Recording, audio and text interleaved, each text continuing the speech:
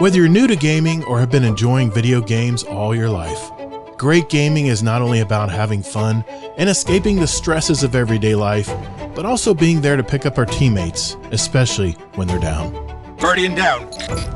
We're a Destiny 2 podcast that focuses on three things: promoting a positive gaming community, sharing news around the industry in Destiny 2, and discussing thought-provoking topics in the game. We're Guardian Downcast, your stories, your community, and your destiny.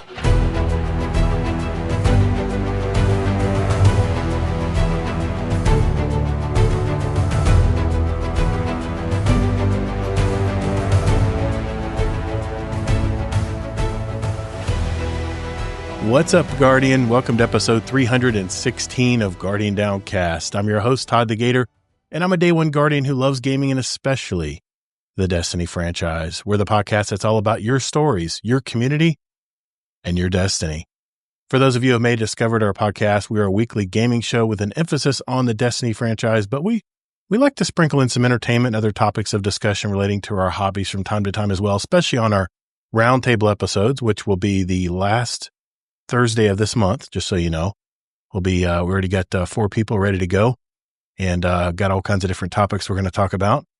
But typically this month, it's been Destiny 2. For those of you listening right now on the podcast platforms out there and want to check out our live shows, you can go to Todd the Gator, that's TODDTHEGATR, on YouTube and Twitch. And like I said, our live shows also are available for replay after we log off for the night as well.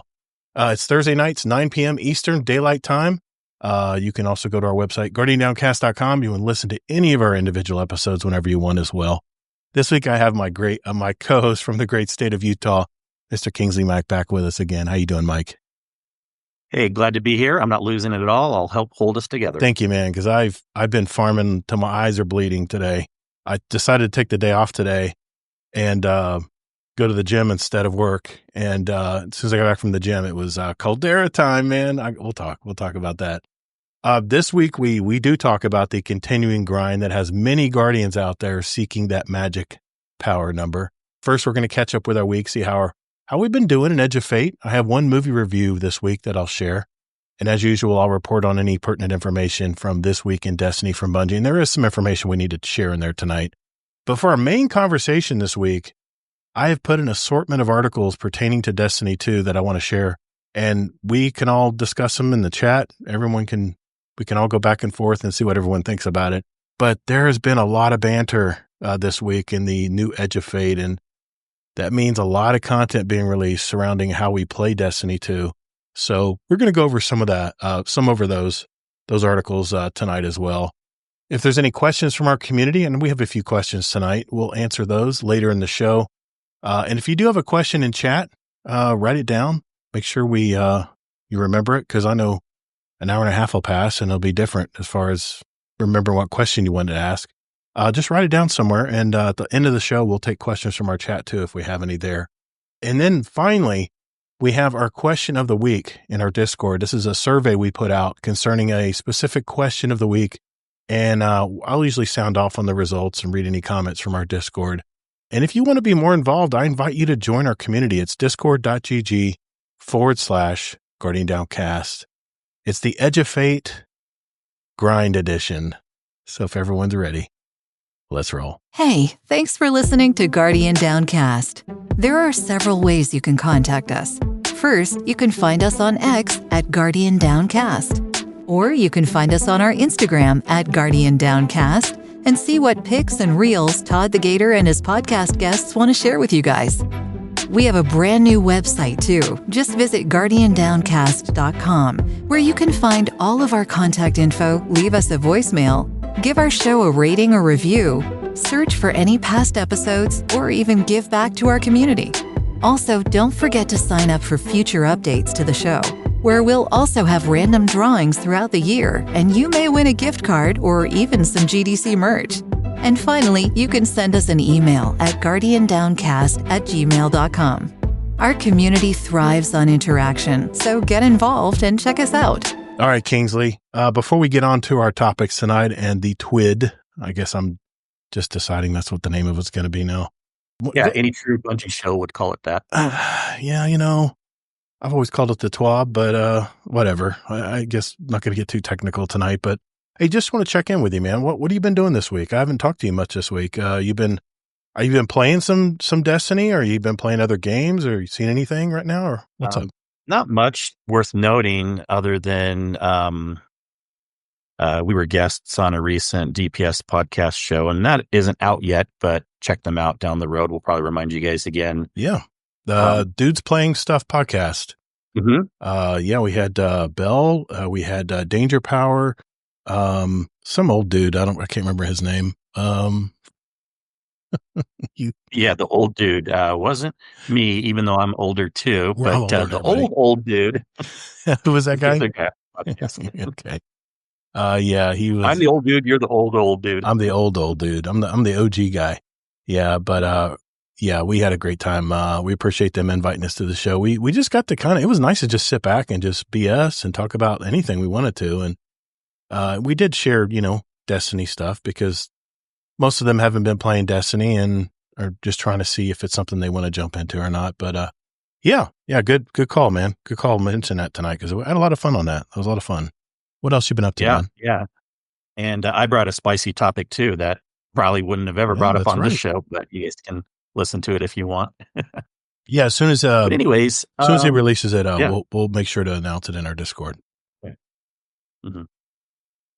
No, but seriously, nothing too notable right now, so I don't mind passing it over to you because I'm sure we'll have lots of other things to talk about. But we have a lot of things that are upcoming, things that we'll be doing, and but even like TV, movies, nothing notable right now that I haven't already talked about. So yeah, I'll pass it over to you, man. Yeah, same as far as TV. It's been pretty much my normal shows I watch every week, so I won't bore everybody repeating the same ones I did last week. But can I just say, I'm sitting here watching the early access Battlefield 6 streamers out there streaming this game Battlefield, and this game really looks good, man. And here's the thing. All they've really done is they've righted their wrong in Battlefield. Battlefield 4, Battlefield 3, yes, those games by DICE were so damn buggy all the time, and some things they never fixed. But this game really looks solid, man. It looks really tight. And I'm getting a lot of nostalgia vibes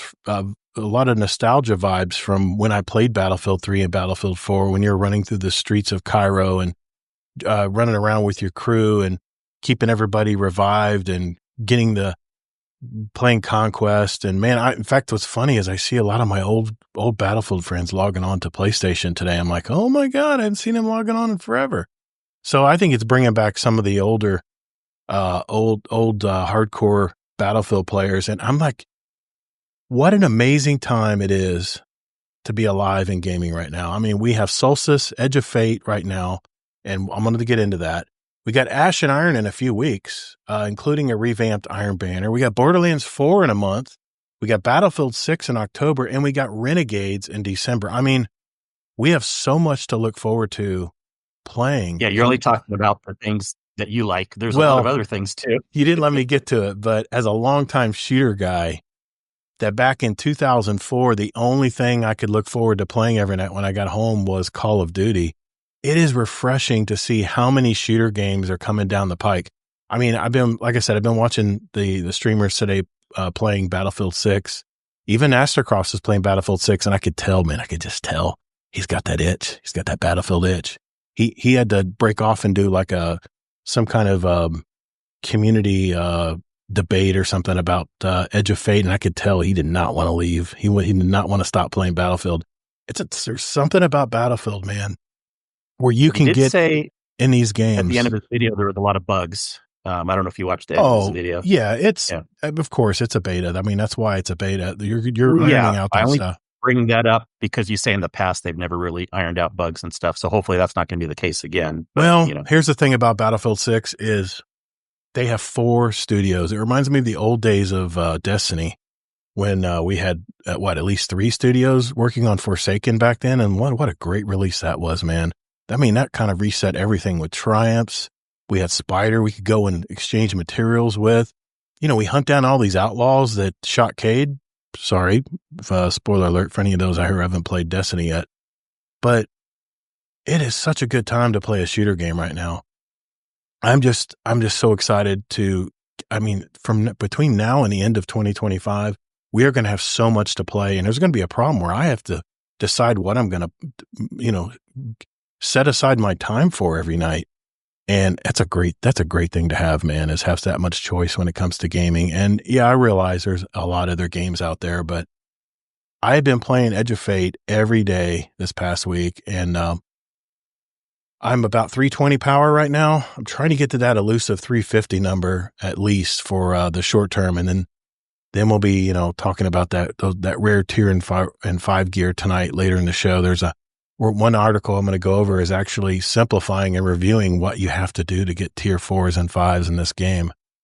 Just as what's kind of with review. the 350? What's elusive about that? Well, you'll see later in the show. There's an article that actually goes through what we have to do to get those tier 4s and 5s. It's been kind of a mystery. Well, the gaming Yeah, hub, I've kept up on it. There was nothing for 350 unless something just came out today. We'll get into it. I pulled up an article and it seemed credible, and it explains kind of at least what Bungie had in mind when it came to that kind of stuff. And we'll clarify, and you can debate it with me if you like. But let's talk about the Solstice event, man. Wow, what a great event! I mean, have you been playing Solstice at all? Oh my god, it's worse than last year. No, man, because there's no bonfire bash, and that's the great thing, though. See, there's less stuff to do, and the great thing that there's less to do. No, the thing I love about Solstice this year is it's so freaking simple. Remember when we did Bonfire Bash last year? You had to put so many of these, you had to craft these into this, and then you can apply it into whatever armor you wanted to and hopefully get a higher tier armor. Remember that? Well, that's not what I was talking about, how simple. I was saying what there was to do.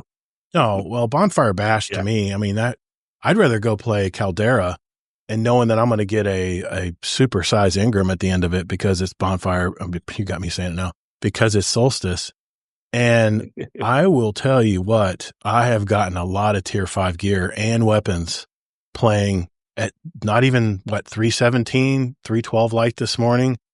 Bonfire Bash just wasn't it. I just having to go get the chest in time before the clock ticked down, and you had to go find them, and they were hidden in walls and voids and on rooftops and stuff. It was so stressful at the end after everyone shot it. I even played it solo a lot because I just got however many chests I needed to and just moved on. And I'll be honest, Batman says he'd rather have Bonfire Bash also. Really? The same portal stuff. Yeah. I'm still loving the portal. I'm not burnt out on it at all. I've been playing.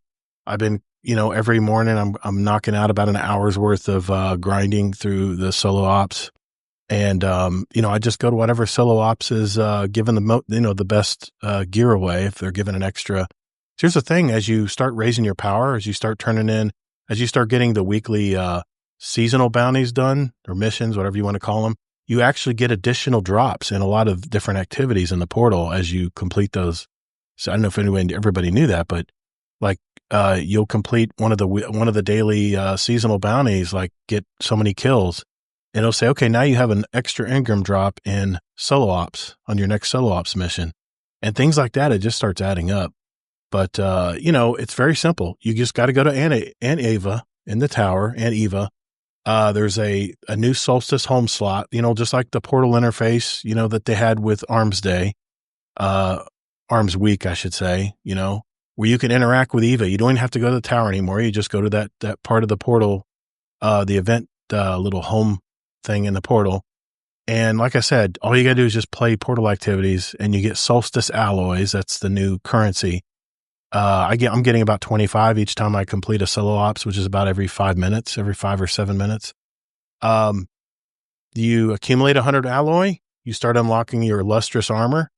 I've been getting tier 3 armor pretty much regularly and occasionally getting some tier 4, and I actually got some tier 5 today.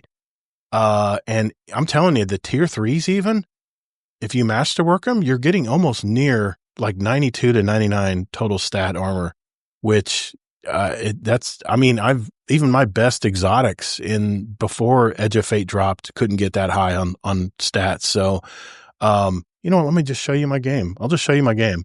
I'll show you what I've gotten from playing.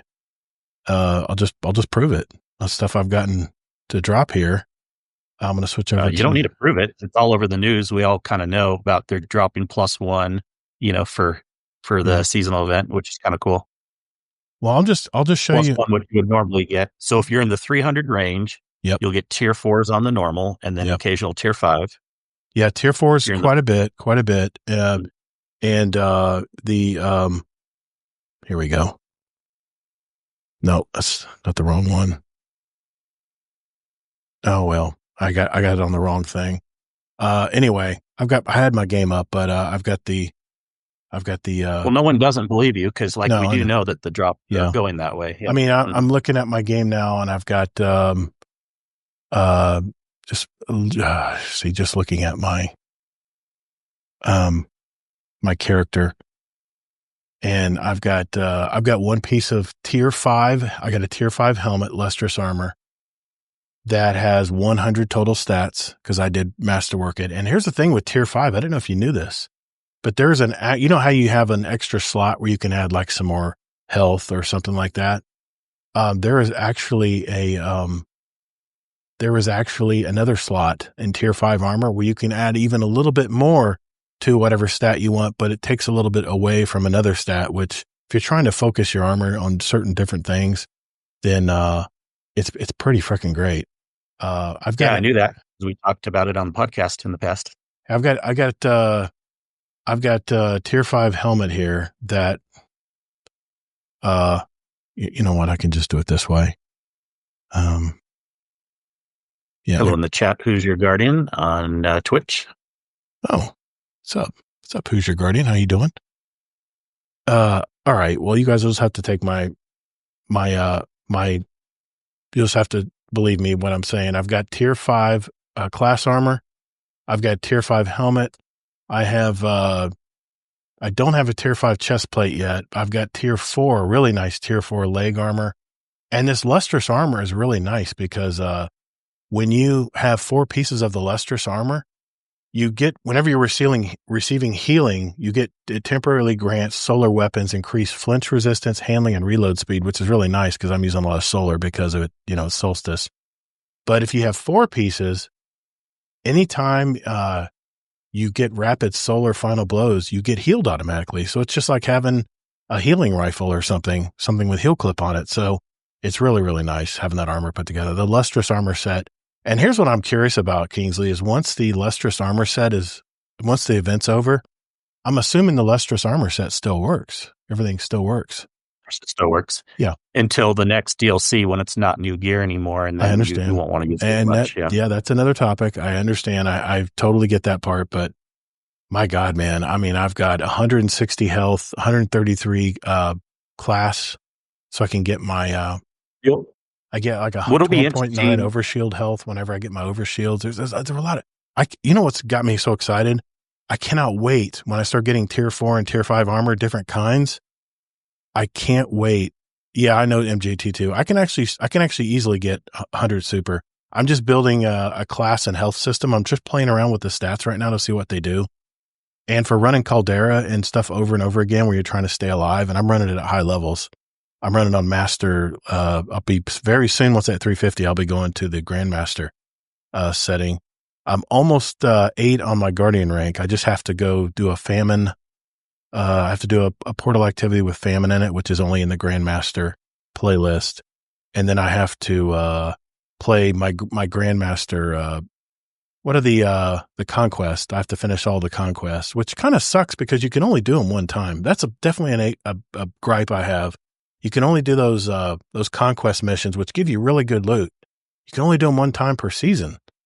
I don't understand why they have that if you can't do that. But anyway, I'm just to tell you, I'm having a great time playing Solstice. I'm almost rank 15 already. On my, I'm going to easily get the Flamekeeper title. All I have to do is play 7 matches of Scorched, which I hate game modes like that in Crucible. They're just silly game modes that don't really mean anything. I'll probably just keep flying around shooting a scorch cannon to the ground, and win or lose, I just really don't care. But yeah, Tajo, the gear bonuses, man, they are fantastic. Yeah, I'm glad to hear that the gear bonuses stay put. Yeah, I cannot wait. I'm gonna have so many different kinds of builds. I've already got a warlock build that I'm gonna be trying out. That's arc. It's not solar. I'm gonna be putting that together here in the next couple of weeks, and I'll share it with you guys once I play with it a little bit. But man, I'm having so much fun in Solstice right now. And here's the thing: we may not have a lot of activities to do, Kingsley, and we may have to play Caldera a million times. But the thing I like that this different way that Bungie is producing content with these events is just as good to me. It keeps me busy. It seems like every other week there's something going on, and I realize we're going to have a little bit of a gap before Ash and Iron after Solstice. Well, there's chores and collectibles, but I wouldn't really use the word content. We should look up the definition of the word content. Well, just something to strive for, something to do, stuff like that. So, my overlay's a little off. Now, it is obvious that this is a good event, how they presented it this season. Mm-hmm. Let me finish the whole thing. Go ahead. For how they provide you rewards and gear, and it's simple, but it's worse than ever as far as content and things to do and interest for people that don't just like the little busy work chores and stuff. We had a lot of people in the chat that actually said they missed Bonfire Bash. And even though I got bored of it too, I would at least hop in it a few times. More interesting than just doing the portal thing over and over and over again. So it's just kind of I feel about it. It's good that they have this, of course, and they did a good job with the reward structure for sure and simplifying and stuff. But MJT2 even agrees. As far as when we're already short on activities, the ones that count anyways, and to not have one for this seasonal event too, it's kind of like, oof. Exactly. What's up, Jelly Bean? How you doing, Jealous? Good to see you, brother. He's in the Discord tonight. 441 power. JD Kent is killing it, man. Holy man. What the heck? 441? So you're getting tier 5s like all the time. I mean, you're probably getting tier 5s like regularly playing Solstice. I'm 320 power and I'm getting tier 5s maybe every 10 times I run through Caldera or whatever. So if you're 400 or higher, you'll get it as a normal drop on Solstice stuff. Right. Mm-hmm. It had to be 450 before for a normal drop, but for the Solstice stuff, everything's +1 what you would normally be getting. So that's what I was just gonna say. +1 tier, yeah. I for the next 2 weeks, guys, jump on it, and just play the activities, just play the portal, play 5 games, play 5 things of Caldera. And here's the thing: when you're going into the portal, you have to look over the activity. So if you're doing solo ops, especially that has that special Ingram, that special Solstice Ingram. Another thing you have to have these new Solstice modifiers, and they actually give you extra XP, like they're a plus, but they actually do stuff for you. They actually work for you. So, I mean, there's nothing like a solar ball raining fire down just periodically when you're solar one. Stuff. Okay, since you brought it up, major gripe. Other people are complaining this too. Really? The solar dome one gets in your way. I was going to say that. Scoping on it too. Yes. It's so freaking annoying. I almost thought it was an enemy, like a big harpy or something coming after me. I was like, whoa, what am I? Okay, I'm not dead. Okay, all right. So, that's that thing. Stuck. I tell you though, it knocks stuff out. If you can, what the key is on that one, if you're killing stuff up high, causing more problems than it's worth. Well, if you shoot stuff up high, it actually stays up high and it slowly moves towards you, which I understand why they're doing that, because they want, as enemies are moving towards you, it's following them. I see the key why they want to do it that way, but man, I'm loving Solstice, man. I know I'm a total shill, but I don't care, man. I'm having a lot of fun. The tiered weapons, the tiered gear is hitting all the places for me. And I realize there's not a lot of people out there that, it's very split. Our community is very split when it comes to. Yeah, it depends on if you like collecting things and doing chores, or it depends if you like experiences. Exactly. I think that's kind of, it's a big personality type difference. And there's always a blend in the middle. Like I'll do a little bit of chore stuff if the experience is going to be good. Mm-hmm. But if there's no interesting experience, I'm not going to do chores just for the sake of collecting stuff. You like to collect stuff. I do. But you don't care doing the same thing over and over and over again. You don't really care about the experience as much. Well, I'm not saying you don't, but I'm as much as someone. Obviously, if you did care about the experience, the chore wouldn't be as fun for you. That's what I was trying to say. Yeah, Yeah. and Scarlet Maddie in Discord was saying also that his gripe for him was the Ghost Focus mods never seem to work. I'm getting it, they're working for me in Portal activities, but they're not working in some activities. I agree. That's probably a bug they're going to need to fix, and maybe it'll be in known issues tonight when we go over in the TWID. Batman says it should be weekly at least. It's chores with the same activities. Yeah, it's definitely chores, but think about me as a player. I've always loved running bounties. They never bore me. I'm getting stuff done. I'm checking a box. I'm getting my dopamine score is thrown my way. I'm happy there. I'm loving the grind, just like JD Kent just said. But if you love the grind though, and you talked about you want things to go faster, do you really? Because then the grind will end sooner if it goes faster. Well, here's the thing I'm baffled about with the people who don't like the grind. What is the one thing everybody has always done in Destiny in the past? They drop the DLC. Everybody grinds through it. Almost everybody grinds through it. I mean, I'm speaking for a majority of the players here. We understand there's people who have kids and jobs and can only play, an hour a night or 3 hours on the weekend. I get that. But a majority of the players would burn through the content and then to go whine on YouTube because there's nothing left to do in Destiny. And for one, Destiny is finally understand a lot of us players. Go ahead. You just answered your own question. The people that don't like chores want the new stuff, and when it's gone, we want more new stuff. So it's a valid concern, and now there's even less new stuff to do. So it's kind of like there was one thing I said. It's not about how quickly you get through the experiences. It's about how much experiences there are. Yeah. Like imagine if Battlefield 6 came out with like one map only. Okay. You know what I mean? Yeah. And if they didn't make a bunch of new maps and stuff, would people think the game's worth buying? Probably not, right? Yeah, and they want a lot of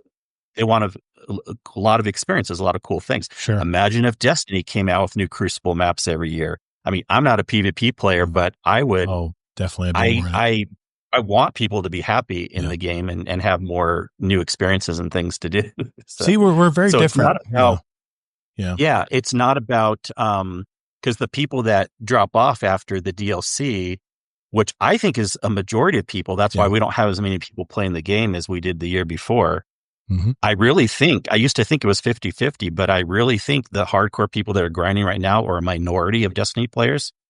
And the majority of the people that have dropped off and haven't come back are the ones that like the experiences more and the new content. I could be wrong, but that's just, if you look at the numbers, it kind of seems like that's. Let's talk about numbers. Let's talk about numbers for a minute, because I heard an interesting statistic today. They said that 30% when Final Shape dropped, 30% once they played through the content a month later, or about several weeks later, 30% were left playing. But according to this year, we have less players. No doubt we have less players playing, but 60% of the players are still playing the game 3.5, 4 weeks later.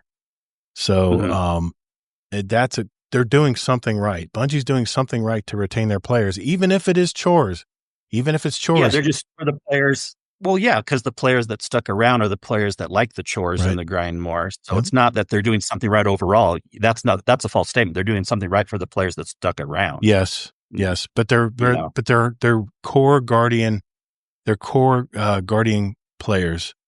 You can if that is in fact what the numbers are sharing, that means that 60% of Guardians out there like to grind, and the other 40% 60% of the Guardians that are still around. Remember when we had 300,000 people on Steam alone for Final Shape, and then it went over 1 million total for all the things. Mm-hmm. That's the 60% we lost there, or 30% or whatever the numbers were. Forget it for a second. Yeah, and it's kind of sad that all those people are gone and not interested in coming back. Yeah. Well, Bungie wants to make more money. They need to have more new content to get people to come back. But here's the thing, man. It seems to me like they're spreading out the content pretty well this time around. Instead of one big drop, and everyone, once they play through Final Shape, they play the story, they're all sitting on the edge of the Traveler, and that's it. Sayonara, goodbye. And then they come out with these episodes that, I'll be honest, I think they kind of flopped. I don't think they did very well at all. Compared, I really thought this was the moment to capture and keep players engaged in Destiny, and I don't think they were successful at it. And it's apparent because they've had 2 stages of layoffs from Sony, and we're going to talk about that story later too.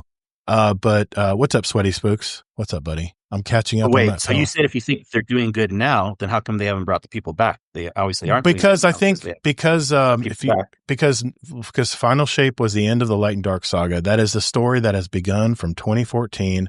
Was Light versus Dark. That story was wrapped up, and the people who liked that part of Destiny, they felt. I think a lot of them figured that was my best time to exit stage left and go play something else. And the people who remained, and yes, it's definitely a lower number, but it's very much, I would say we're very much like, what's the other game that everybody likes to play? Where the player base sticks around and it's not so cyclical anymore. But I think we're becoming more like a lot of these tighter communities where we have less numbers, but we're more dedicated than ever to play the game. And here's the thing. If you're a player who just wants to play the content and go, you still have that option. You can play the campaign, play the story, and the story ends up pretty nicely where you can say, okay, I see what the 9's trying to do here. I see what we got to do in the future. I'm out. I don't need to grind anymore. I'm good. And you'll be just fine. But for us gamers that love to grind, like I said, they're hitting all the marks for me. Granted, I'm not saying they're perfect. I'm not saying they're perfect. We got a lot of things. Gamers are the people that like to grind. Gamers can also be people that don't like to grind. Yeah. Well, I mean, gamers that us gamers, almost like you're better than other people. No, we're not. I'm not saying at all. We're very different. In fact, Jealous even says it. He goes, everyone has their own experience. And the doctor, I'm just reading comments here while we're on this topic. I think what I'm hearing from you, I'm sure I'm wrong. What I'm hearing is for you, like, well, only like the cool people are around now, the people that appreciate the not game. At all. Forget all those fickle players. No, not at all. That's not my that's not my point. That's kind of what it sounds like to me. I know. I'm not trying to sound pretentious. I'm really not.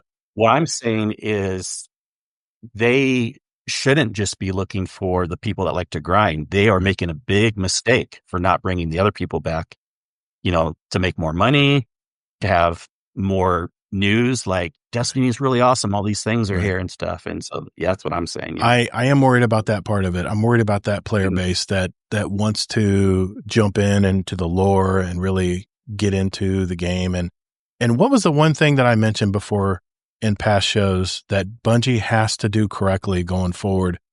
The activity has to be repeatable. The content has to be repeatable. Now, I didn't mean it like this. I didn't mean playing Caldera 500 times in a weekend.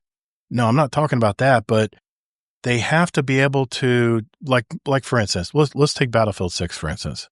The reason that game is going to succeed is because it is multiplayer. It's not for everybody. And they do have a single player campaign. If you want to play a single player campaign, Motive Studios is making their own.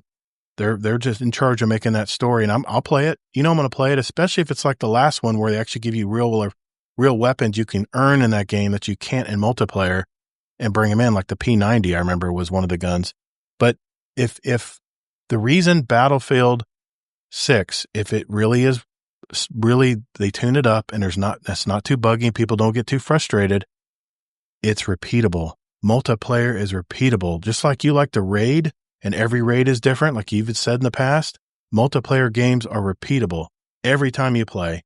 And not only do these games last about the same amount of time as a raid, most conquest matches at least on the big maps last about an hour, 45 minutes to an hour. So you're fully invested in the game and you want to win, just like you want to complete those objectives when you're raiding. It's very much the same thing and it's repeatable. Bungie has to figure out what that repeatable content is, but it can't be run Caldera 500 times. It can't, that is not only that, even the hardest hardcore players who like to grind and do chores eventually will get tired of it. And Bungie has to figure out what that is. And we'll just have to see. Captain Kaggle says, hey, guys, I found the podcast a couple weeks ago. I'm a new player still trying to figure everything out. Glad to see faces that match the voices on the show. Well, thanks, Captain Gaggle. Captain Kaggle. Sorry. On the, nice to see you. On the Battlefield thing, I would love it if Destiny had like really large maps that are like half an hour experiences also. I know the game was never really built like that, but that would actually get me a little more interested in PvP. I mean, I'm not rushing out to try Battlefield either, but if it was like put into a game that I'm already playing, like Destiny, I would definitely give it a try because, when you're in big experiences like that, it's different than just boring old controller. You're just running in a circle, running in a circle, running in a circle, just the same old small maps. That's only going to last so big long. Maps, Yeah, it's only going to last so long. Eventually, well, Bungie's already making good with a lot of the progression stuff. We'll talk about that in the TWID.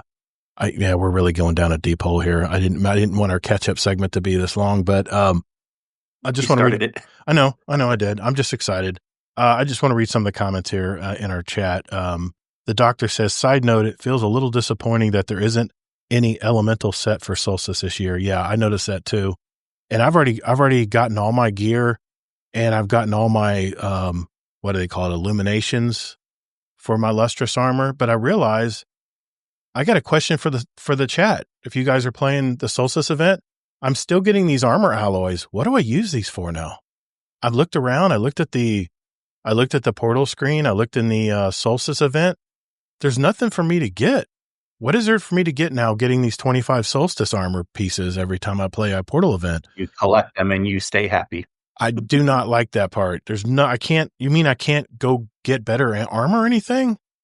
You can use them on your alts if you haven't already. All right, MJT2. Where's the ban button? How do I ban people on this thing? Anyway, you collect them and you're happy. And you like Bungie it. And you say, thank you, Bungie. May I have another, please? Okay, fine. Yes. Jellybean said episodes were just for filler, like how Disney is running Star Wars. I'm not going to go down that road, but I think some Disney stuff has been fantastic. The Doctor 3314 says Revenant did all right, but the other episodes kind of fell off. Yeah, Revenant, of course, is the last one, right? So it's got to be at least somewhat good because they want to carry your interest over into the new Edge of Fate. Was the last one. Was it Revenant? You liked Revenant? The one with the potions? Really? The potions? We don't just look at potions. There's more to it than just the potions. That was the least one I played. I'm sorry, Doctor. I'm sorry, the Doctor. That was the least one I played. That's the one I did play the least. I mean, the activity was so fun. Funny. You judge a season and a DLC on the collectibles and the guns more than the actual content. It's a looter shooter, man. It's all about getting that gun where people are like, holy crap. What's up, Scott Cam? So I'm going to make Destiny Todd Edition where all you have to do is play tic-tac-toe and I know. Get your weapons. I sound like an elitist. I'm really not, even though I'm an elite guardian right now at rank 7. Tajo says, I love the grind and the chores. My issue with it is that it's a bit too long. I enjoy the grind, but you have to have time to end to enjoy the payoff of the grind. That's exactly what hopefully Bungie's going to be fixing in Ash and Iron. They've already talked about it in the TWID. Wait a second. There is no payoff when you get to the end. Well, no. Let me explain. I know what he's talking about. You have to be able to get to the power level and have time left in the season before we go back to 200 to enjoy getting tier 4s and tier 5s. I know what he's talking about.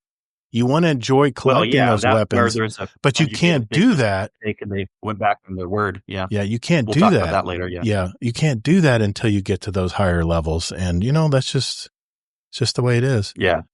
I thought you meant the number. Because remember, there's a lot of people too that said they just seen the number go up. I wasn't sure if that was the chat's on fire right now. Revenant wasn't potions, was it? I thought it was the Oryx one. I don't know. I only played the Vec. Yeah, Echoes. Echoes was the first one. That was the one actually where the conductor is actually in Edge of Fate. A little bit of a spoiler there, but the conductor is involved in the campaign story, which I kind of like that they brought that over. So, okay. We got to move on. We might not be able to read every chat comment. We're not going to. I'm sorry. I love you guys, man. I love that you guys are giving us feedback on this. This is what I like doing them. When they start streaming, they can't read every comment. But this is why I like doing live shows, because I'm actually, this is my one time of the week where I can talk to everybody live and see what everybody's up to. So Revenant was supposed to have vampires. Yeah, it was the vampire one. Yeah, it was the one where you went in the mausoleum, the Dracula castle, right? Anyway, that's where you got the shotgun. That was Revenant. Okay. I did want to mention I have one movie review. I saw the remake. It's not actually a remake. It's a reboot of Police Squad: Naked Gun. I thought Liam Neeson, Pamela Anderson, and Paul Walter Hauser did a great job in the reboot. I kind of know what I'm getting with this movie, with a movie like this, so I'm not as critical as far as story and plot. It's always the same thing, but the jokes were kind of updated to match the times we're in now. And several things in the movie had me really laughing. It was a good night for a comedy movie when we went last night, and which we don't see. I just thought about that. We don't see a lot of comedies anymore at the theater. It's a good slapstick movie. You get into those things. If you like that kind of movie, I give it 3.5 stars. It wasn't as funny as Deadpool and Wolverine. Deadpool and Wolverine, I was laughing walking out of the movie. It was so damn funny because they make fun of themselves, which I think everyone wants to make fun of Marvel these days. But it'll do for a funny movie. So I recommend watching it. You don't have to watch it on the big screen because it's not really a high tech, big explosions. We didn't even see it in the Dolby. We just saw it in a regular digital theater. So, all right, we got so much to talk about tonight. So I'm going to leave it there as far as our catch up. Let's do this, Kingsley. Let's just jump right in to This Week in Destiny.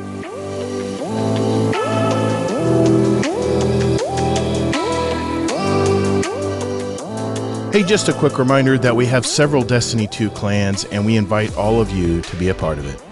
If you're looking for a home to share your Destiny experiences, now would be a great time to jump in and get to know some of these great gamers. We're here for the community and friends you make along the way, and no hardcore restrictions. And enjoy what time you have for Destiny is all we ask. So if you're looking for a clan out there, join our Discord. That's discord.gg/Guardian Downcast, and just reach out to a mod and we'll open the door for you. So join us, and later, Guardian.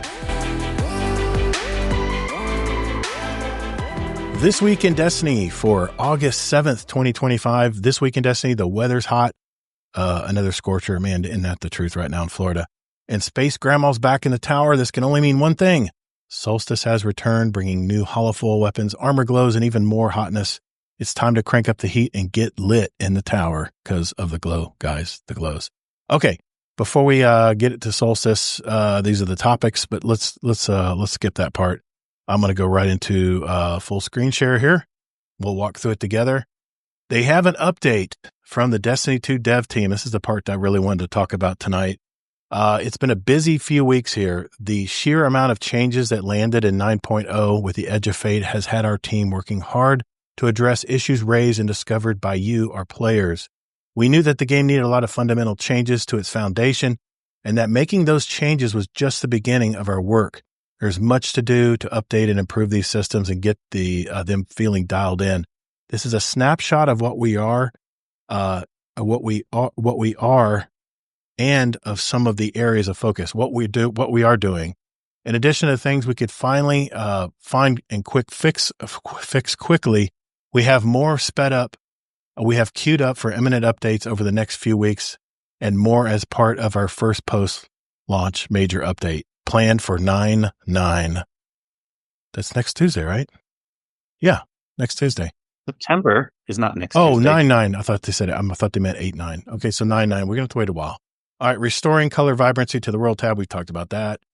Fix for the reward preview being lower than the actual rewards granted when in mixed fire teams. Okay.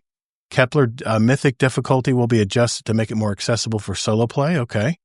Baseline raid and dungeon difficulty is being adjusted down. There you go, Kingsley. And higher reward tiers are being made more accessible. Contest modes will also bump the tier further. Restoring an infinite source of bright dust with the objective system update 9.5 and an earlier grant to make up for the missing source, which means they're going to give you a big bunch of free bright dust probably in the update at Eververse. And 9.1 will contain much more than above. So this is what they're going to talk about in 9.1, which is, it doesn't say when it's coming. Oh yeah, it is. It's the first. They said you just read it. All right. Beyond all the above, much more in the works. We've been hearing what you've had to say over the past 3 weeks and have gathered your feedback to focus on several areas. Power progression is our most important topic right now, and we're still identifying the adjustments we plan to make. Progression is clearly slower than we want it to be. I think I'm hearing about 100 hours to get to 450. That is a long time. I'm not going to lie. And I've got 8,000 hours in this game. So I realize that. Yeah, I heard like 120, 150, but let's just say somewhere between 100 and 150. That's a long time. That's a long time. But it's something you're working toward, and you want to be able to sure you get the good loot. You got to earn it. You got to get the number up. Okay. Portal. So go ahead. Oh, wait. On that topic. Yeah. Why do you, I have an interesting take. Why do you think they want it to be faster? Well, what I thought they were going to do was actually offer more Ingram and more reward drops per completion of portal activities.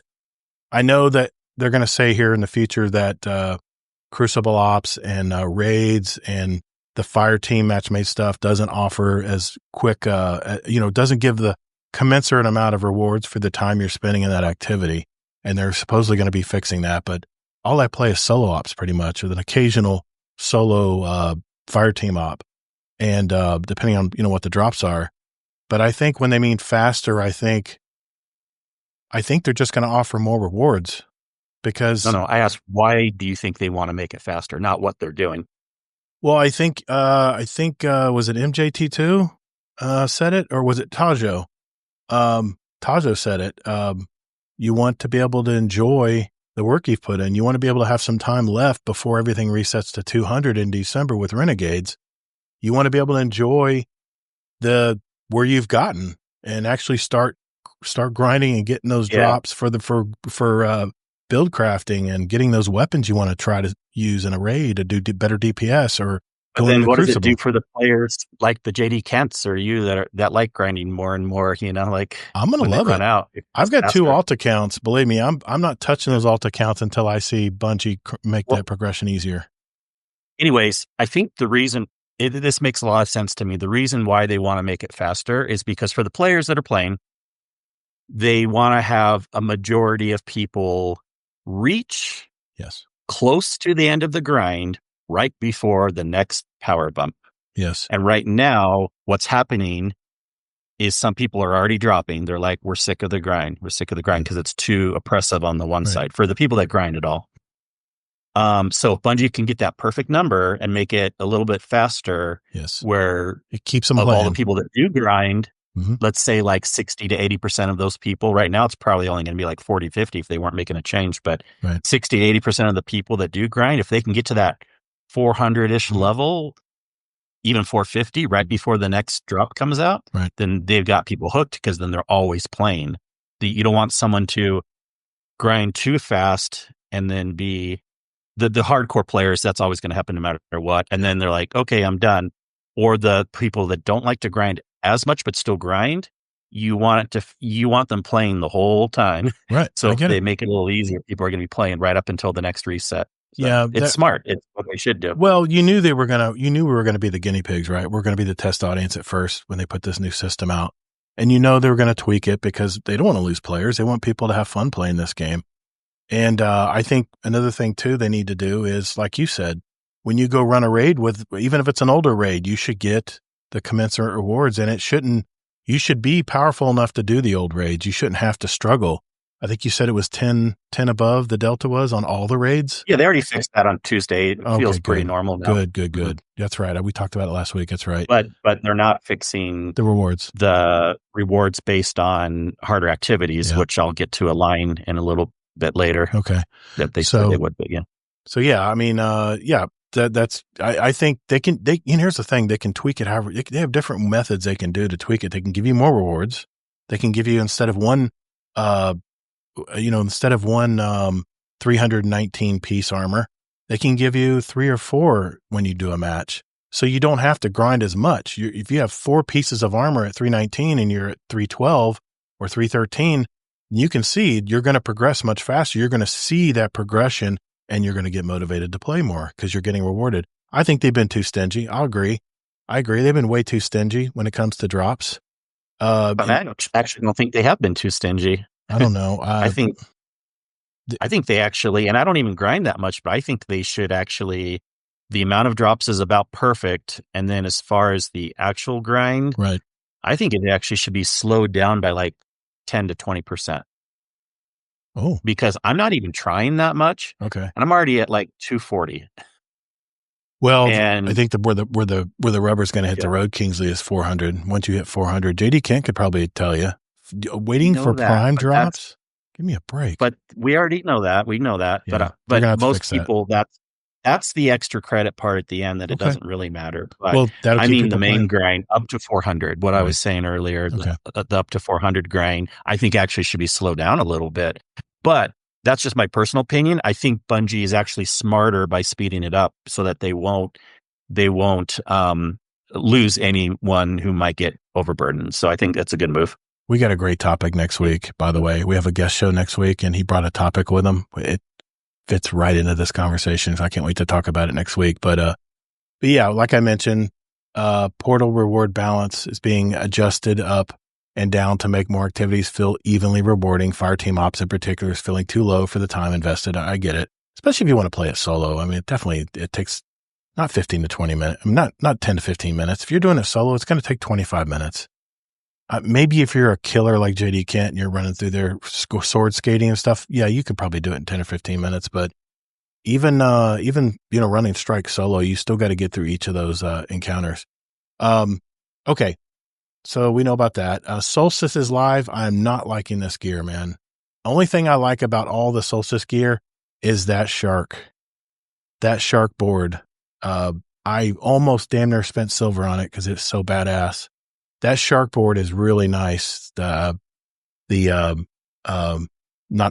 sparrow. It's not a sparrow. What are they called? The new flip boards. Anyway, that was whatever artist did that shark board. Outstanding job. Really good job. But I am not liking this gear, man. I mean, what do you think? This fun in the sun gear. And of course, look at my warlock, man. What the hell is that supposed to be? A gardening hat? I don't look badass at all. It looks like I'm Granny and I need to go in the backyard to pick some tomatoes for the day. What the hell? I don't care about any of this gear. I really don't. And I have a feeling that their sales are going to suffer on this gear. I don't think people are going to go to Eververse and spend the Bright Dust or silver on it. It's just me. I like the water guns. It's a novelty. It's fun. I've got some of the hollow foil versions, like the area denial frame that they have in the picture here. I've got one of those. I got a tier 5 today. And yeah, it's okay. But I don't know. Well, Kingsley, what do you think about this, man? Well, this is the problem with seasonal events. How do you make a summer seasonal event seem badass? You know what I mean? Like, what can you make that's badass with like a summer theme, Yeah. But yeah, at least the lustrous armor could have been different. It's the same lustrous armor as last year. There's not really much difference at all. It's got a little gold sheen to it, but other than that, they've had a lot of silly Solstice gear in the past. They have. So this isn't the first. I've got almost all of it too. Remember the Solstice? That was Guardian Games. It had like the racing gear, the real tight leather stuff. I like that stuff. It was badass. Only seasonal stuff that's badass is the Halloween stuff because it's usually like monsters or zombies or things like that. And then the Christmas one's always like snowflakey and stars and what I mean, like Christmas theme. Yeah, I guess. I'm just for the record. Other than that shark board, I don't like any of that stuff. It's terrible. This is the weapons they're talking about here. I got tier 5s on all these, by the way. All 3 of these weapons I've got tier 5s on. And the tier 5s are nice, man. They got a lot of it solves my problem with not having craftable weapons anymore. When you have 3 rows of combat perks, your combat perk rows, and you have 3 different varieties on each row, it's pretty hard not to find something you're gonna like. See, it was a good idea to switch to the new tiered system. Yeah, tier system's working, man. The hollow foils definitely look good. I love the ocean view here. I love the water flowing back and forth on it. That's really cool. I like that. I've got a few of those. And the reward drops. This is the Solstice armor. I mean, look, it looks like all the Solstice armor I've gotten before. I don't really see much difference in it, but the only reason I really care is because when you use your alloys to buy your Solstice armor, it is really highlight stuff. It's at least 3 higher than your current power level. So it's a good way to farm power too. But once you buy the set, you're done. You can't go back and rebuy it. I don't understand why we don't have reusability there where we could try to get a better set. We used to be able to do that in running. I guess it drops when you finish the portal activity. So I guess it solves that problem. Sorry, I'm talking out loud here. I'm thinking out loud. They simplified it. You wanted it simplified. It's very simple. No doubt. It's very simple. So now I just have to wait for drops to drop. And I've gotten some tier 5 stuff too. And the drops are fairly, I don't know. Without even trying, I'm getting a good amount of drops. Yeah. The drops are very healthy. That's for sure. I love that the rapid solar final blows heal you. I've got 4 pieces on mine as well. It's really working good, especially when you're running through harder content where you start hitting champions. And I know you don't have to do the champions, but it gives you an extra revive in case you get in trouble.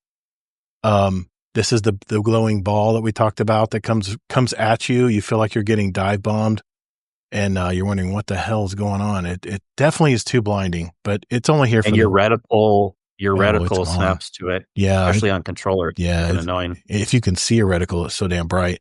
Like I said, not a fan of the armor. I haven't unlocked all the tracks yet. I got the ghost shell. I got the. I didn't have room for the. I guess they're supposed to look like boats and like a little RC boat here for your Sparrow. I don't know. It's okay. I'm more serious minded when it comes to this. Now they do have a new emblem dropping to celebrate the summer solstice event. The new Twitch drop is live. All you have to do is just gift a sub in the Twitch, any participating Destiny streamer Twitch account. I believe mine's activated. And you get the gracious gloss emblem. I like it. It looks very nice, but there's an even better emblem later that I'll show you. The Portal Fire Team Ops Match Made GM difficulty. You wanted it, you got it. This week we added Match Made Grandmaster difficulty to Fire Team Ops. Be prepared. This isn't for the faint of heart, and it requires solid build and teamwork.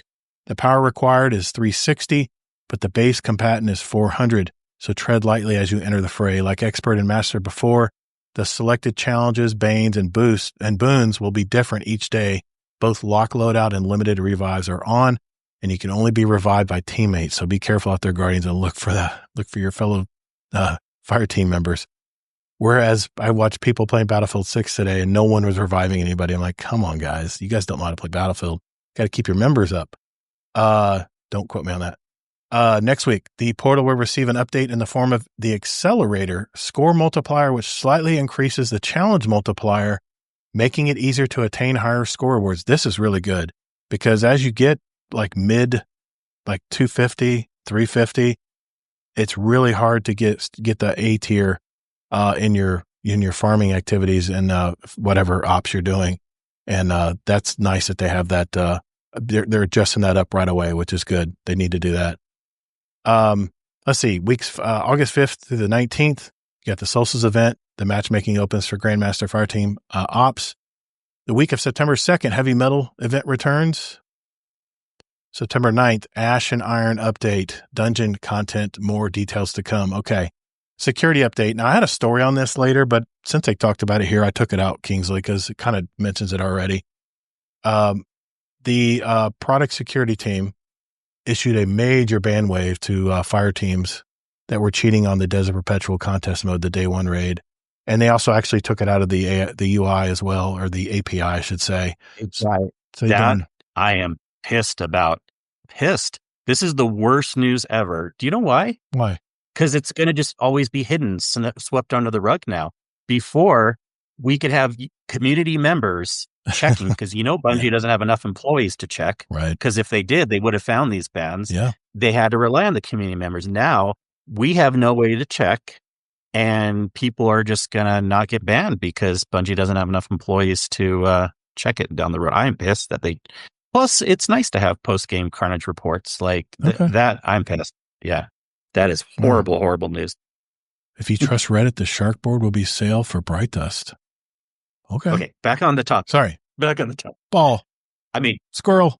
Sorry. Go ahead. Do you see though? Like this could be this is huge, but you may not agree. That's fine. But I don't know. That's they say if you suspect someone has cheated, either in contest mode or other areas of the game, submit a report to our contact form. But that's only if you're in the team with them. How would we have found out all the cheaters if they didn't have the API turned on? Do you feel bad? Do you feel bad that the people were actually in the fire team got banned too? Do you feel bad about that, or you are okay with that? Most people don't. And I heard too that the people that actually did suspect there was shenanigans going on and that they talked to Bungie ahead of time, they didn't get banned. That's what you're supposed to do too. It's always good. Like you mess up, you break something at work, you go to your boss, you tell them about it. That's better than them finding out after the fact, right? You'll have hopefully a little more forgiveness, and Bungie's actually doing that here too. But the fact now, it'll just be hidden under the rug. We don't know, if this happens again, Bungie can just be like, oh, it was fine. No one cheated this time, but we won't know because the API post-Carnage reports are going to be gone now. Isn't this, MJT2, isn't this just them removing the post-game reports that had the cheaters and in it this time and not the Okay. post-game reports forever? Okay. Thank you, JD. If that's what it is, I will calm down. If you are right, the word associated probably does mean that. Now, here's the thing. Bungie is often weird with their wording. Mm-hmm. So let's hope that you're right. Okay. I will go back on my words, and I'm going to assume it's just the associated ones right now. So I think if you're Thank you, playing, JD. I think if you're playing day one, you should stream it. I think you need to have one person in your fire team stream it. How hard is it to stream, guys? You can stream I from agree your with that phone. too. I mean, come on. Now, some people don't, and I kind of get what they're getting at because it can be hard for every team to stream it, and there hasn't been that precedent so far in Destiny, but in other games, there's been that precedent. Yeah, exactly. So it's kind of one of those things where I think Bungie probably should change it, although they would piss some people off with that one for sure. If you want to play day one contest mode, you're in a contest for World's First. Don't you think you should have a camera on one of your players? That just seemed that'd be a good way of controlling a lot of the cheating. First. Okay, well, and see, Tajo's against it for required stream, but if they can have a thing where it's like there's two different versions. There's just contest for you to like get the emblem, but then if you're trying to go for World's First, well, then again, but then people were cheating to get the emblem for the. Yeah, I don't know. See if they're not gonna Tajo. Unfortunately, I'm even more for the requiring the streaming now because let's say, okay, again, we don't know that they're turning off the API forever going forward, but if something happens the next time there's a contest mode and they have it off so people can't independently fact check after the fact, then I really think there should be required streaming because jealous. I mean, what's the point of them just turning off the Carnage report just for those people? Is it just so that we forget it? Either way, it's a weird move in my opinion, but I get it, man. I get it. I just want to mention Jealous Gaming. Holy crap, man. You already support the community so much. You just did a tier 3 Twitch sub. Thank you, sir. That's very kind of you. That all goes back into our community, man. So thank you for that. Tier 3. Wow. Well, MJ, that doesn't quite make sense either. He says he thinks they deleted him so the leaderboard updated. Mm-hmm. The leaderboard can update either way. Yeah. You can delete the teams. If that's what they meant, like because maybe that's the only way you can do it. Yeah, but that is kind of weird wording. But technically speaking, it doesn't have to work that way. You can still have like the API showing what happened, but then those teams aren't counting, of course. So then the other people got bumped up anyways. I will That'd say be interesting. I will say this. This was very quick that they made the decision to do this. And in the past, I think it would take a lot longer for them to do ban waves like this. So I'm glad that they jumped on this quick to set an example. How much of an example? I don't know. They only jumped on it when people started saying stuff. Well, where is this? Where's this great AI that they talked about using that would detect stuff like this pretty quickly? I know that I know that was your point, but okay. The Bungie store has a sale going on right now. $7.77 flat rate shipping. I know the shipping's always what kills me when I buy stuff from Bungie. It's already pretty expensive, but hey, they have to contract this stuff out. They don't make it themselves. So it's going to be a little higher price stuff, especially if it's specialty stuff like that. But look at the emblem they're giving away here.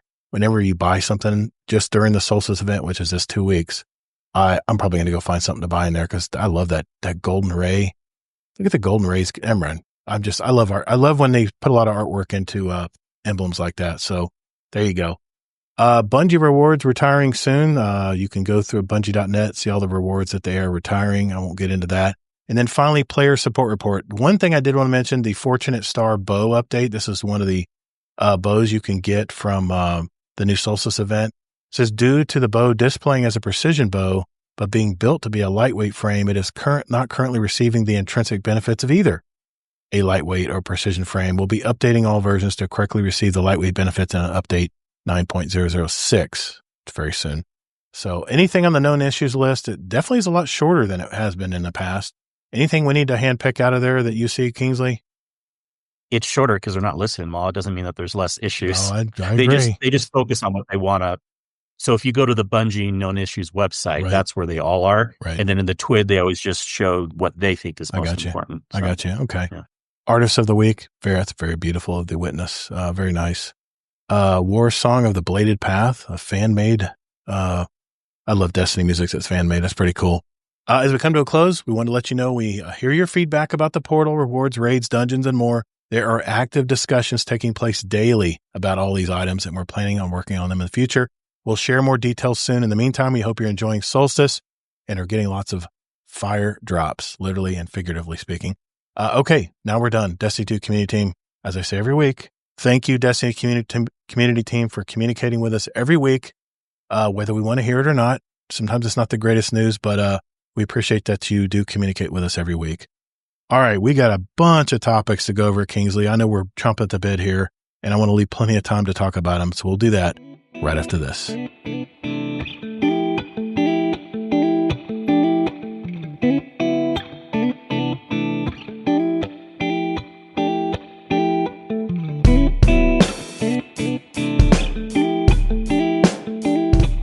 Howdy folks, this is MC Squared and you're listening to Guardian Downcast.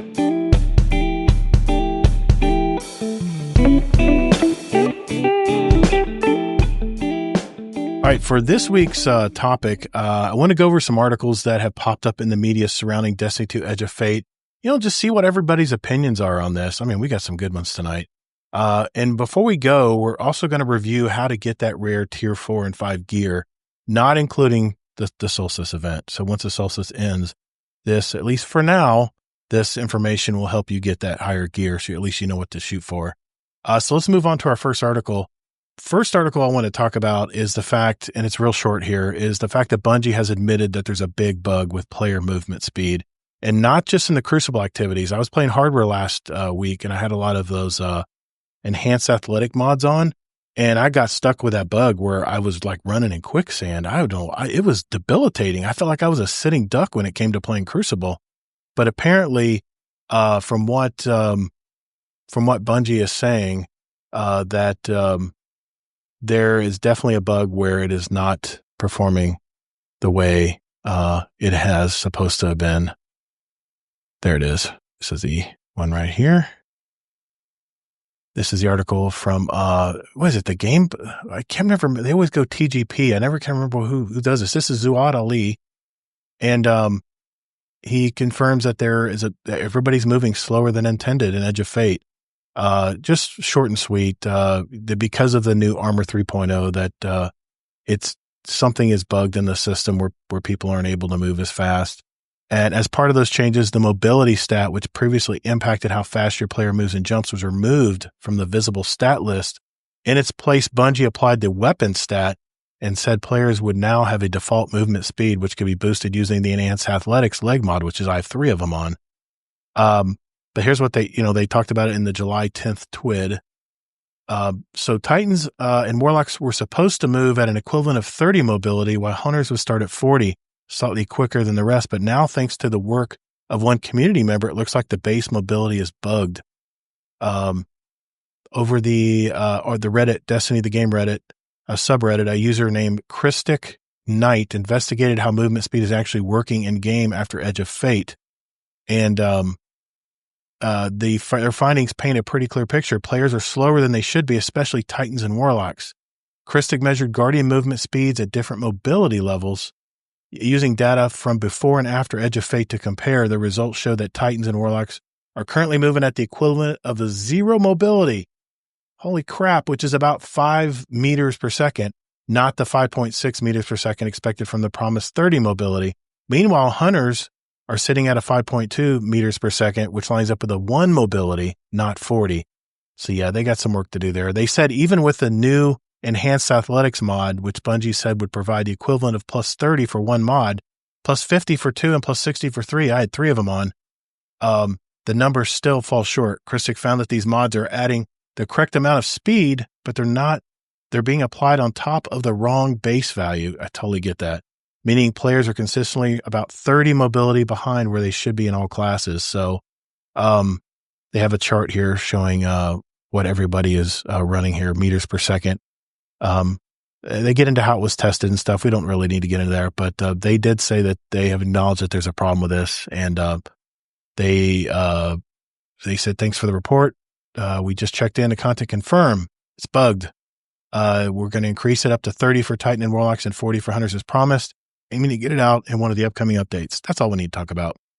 I just want to admit that if you're running the portal activities and you seems like you're just not quite moving through the worlds as fast, that Bungie did fully admit that it is a problem. So, okay, the next story I want to talk about is something that just popped up in my feed today, and there's been a lot of YouTubers covering this as well.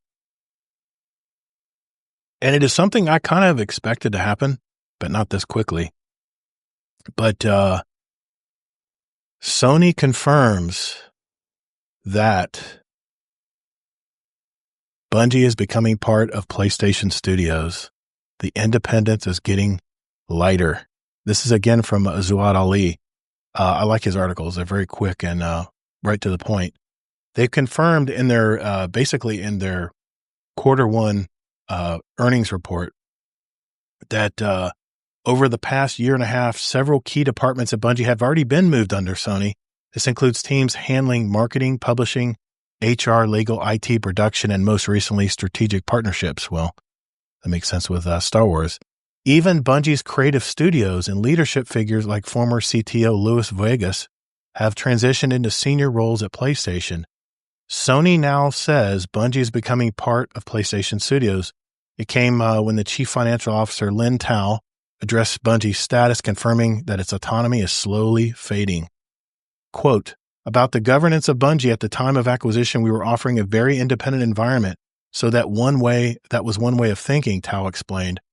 Quote, however, we have gone through a structural reform as we have announced last year. So this independence is getting lighter and Bungie is shifting into a role which is becoming more part of PlayStation Studios and integration is proceeding. In the long term, you can see this is an ongoing process, so the direction is to become part of PlayStation Studios. In simple terms, it means Bungie isn't operating fully on its own anymore. Bit by bit, the studio is being folded into the larger PlayStation organization, just like Naughty Dog, Santa Monica Studios, and Guerrilla. Man, I love that studio. While no specific timeline was given, Sony clearly sees Bungie as part of its long-term plans for first-party development, especially around live service projects. Bungie has had a rough stretch lately. We've talked about that. They had layoffs in October 23 and July of 24. Like I said, the Edge of Fate's pre-orders were reportedly down 50% compared to Final Shape. This follows a continued drop in player engagement and interest, adding further pressure on Bungie as it works through internal structuring and full integration into PlayStation Studios. So what do you think, Kingsley? What do you think about this news, man? It's definitely... So you said, did you always expect this to happen even when they first announced it in 2022? Yeah, I knew it was always going to happen because, everyone was saying this is only good news if Bungie was allowed to stay independent. I remember everyone saying that on the podcast. We only like it because Bungie keeps their independence. Sure you didn't say that too? All I know is Bungie used to be we make our games the way we want to make them. And now that's changed considerably. Well, here's the thing too. Like JD Kent just said in chat, how many people are left from Bungie from the Halo era? And, that's true. A lot of people who are working on Destiny now probably weren't around in the early days of Destiny and Destiny 1 and early Destiny 2. There's only a handful of people that are left that remember those days. Handfuls. That's being very liberal saying handful. Okay, well, you're getting sidetracked, but you're pretty sure, because I could go back and play the tape, but you're pretty sure you didn't, because I thought you thought it was good for them to stay independent. Well, whatever I said, deep down, I knew as a business that they were going to be absorbed eventually. The writing was on the wall. The writing was on the wall because the sales figures aside, as a $3.5 billion investment, I was worried that they were going to strip Bungie and just get rid of Bungie, just absorb all their talent. But at least they're keeping the Bungie name in the suite of studios that are under PlayStation Studios. So that part is good if they can make the right decisions going forward when it comes to the future of Destiny or whatever Bungie decides to make in the future, like Marathon. And there's another story on Marathon. I'm not going to talk about it tonight, where they talk about how they're going to give it its best chance, and that they said that early indications are that people have been excited about playing it. So I didn't see that, but we'll have to just see on that part. All right. But well, Is this a good or I'll be bad? truthful. Yeah. I think it's bad. I'll be truthful because, well, I don't think it's bad what will ultimately happen, but it's really bad news because I know I said when Sony was taking over that I only liked it because Bungie could stay independent. So I'll be truthful on what I said way back Okay. then. And I feel like most people were saying that. So one of two things happened here. A, they were lying. They were never going to let them stay independent. Or B, it's because they're doing really bad with sales and all this stuff and it's crappy leadership. And so that's why they're taking over. And that one seems more likely because there's already been news stories coming out in the last year that Sony has said like, yeah, we're probably going to be taking them over because things aren't going as well. So I see it as kind of bad news either way, you know? Yeah, I had a feeling it was going to be tied to sales figures. I mean, for that investment, they have to meet certain goals. And if you remember, Bungie really, at least the higher ups at Bungie Studios, had this grand amount that they thought they were going to make or sell of the later Destiny 2 product, and it fell very short.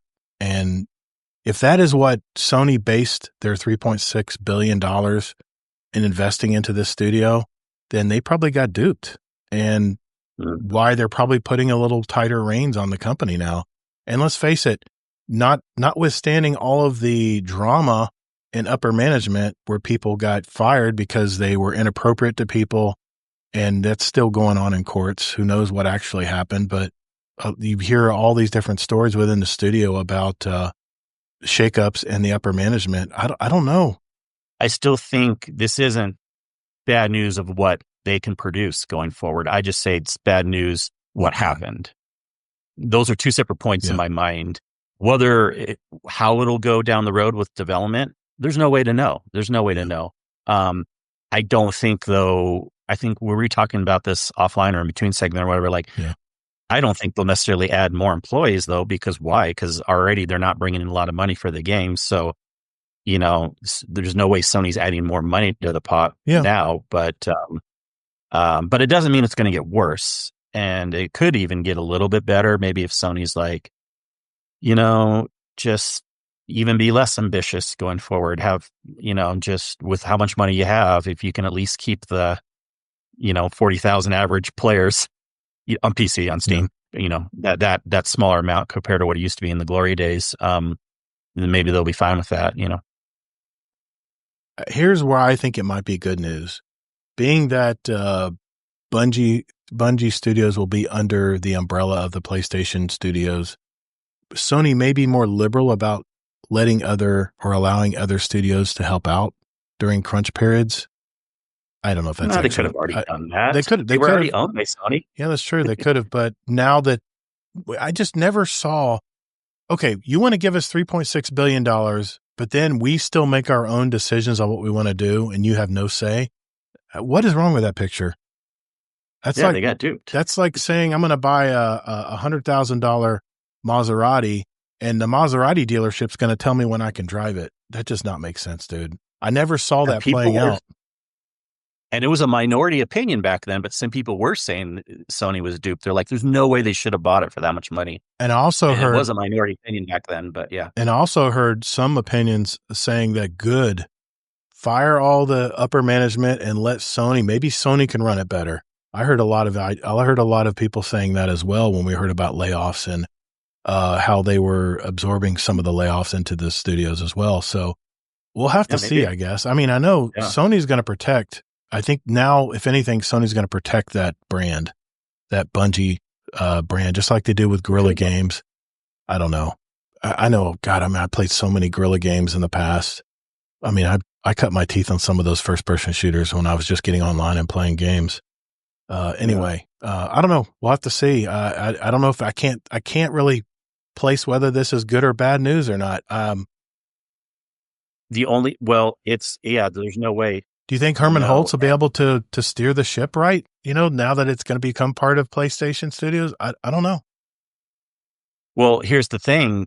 We have to remember, as part of PlayStation Studios, basically what that means now is even more so than before, someone at Sony will have to approve not every new micro decision, but every new big decision thing that Bungie's doing. So like they want to do some crazy new thing in the game. If Sony doesn't like it, they have the final say, not whoever top leadership is. Yeah. That's what independence basically means. Yeah. So that could be good or bad. I don't have any opinion right now. There's no way to know. I think we would just have to see as it goes forward. I'm hoping it's good. It could be bad. There's probably no way to know right now, but it's definitely going to be different because how many live service games has Sony done well? Don't look at Concord. Well, here is it. And I'm secretly hoping that in a year Sony will be like, okay, we're going to put Destiny on pause. It's not like we're shutting it down, but it's on pause for new stuff, and then we're going to work on Destiny 3 for like 3 years, and then have that come out. Because Sony's really good with the big box games versus the live service stuff. I think if I remember correctly from what my opinion was back then, is my fear was that they were going to take over the board.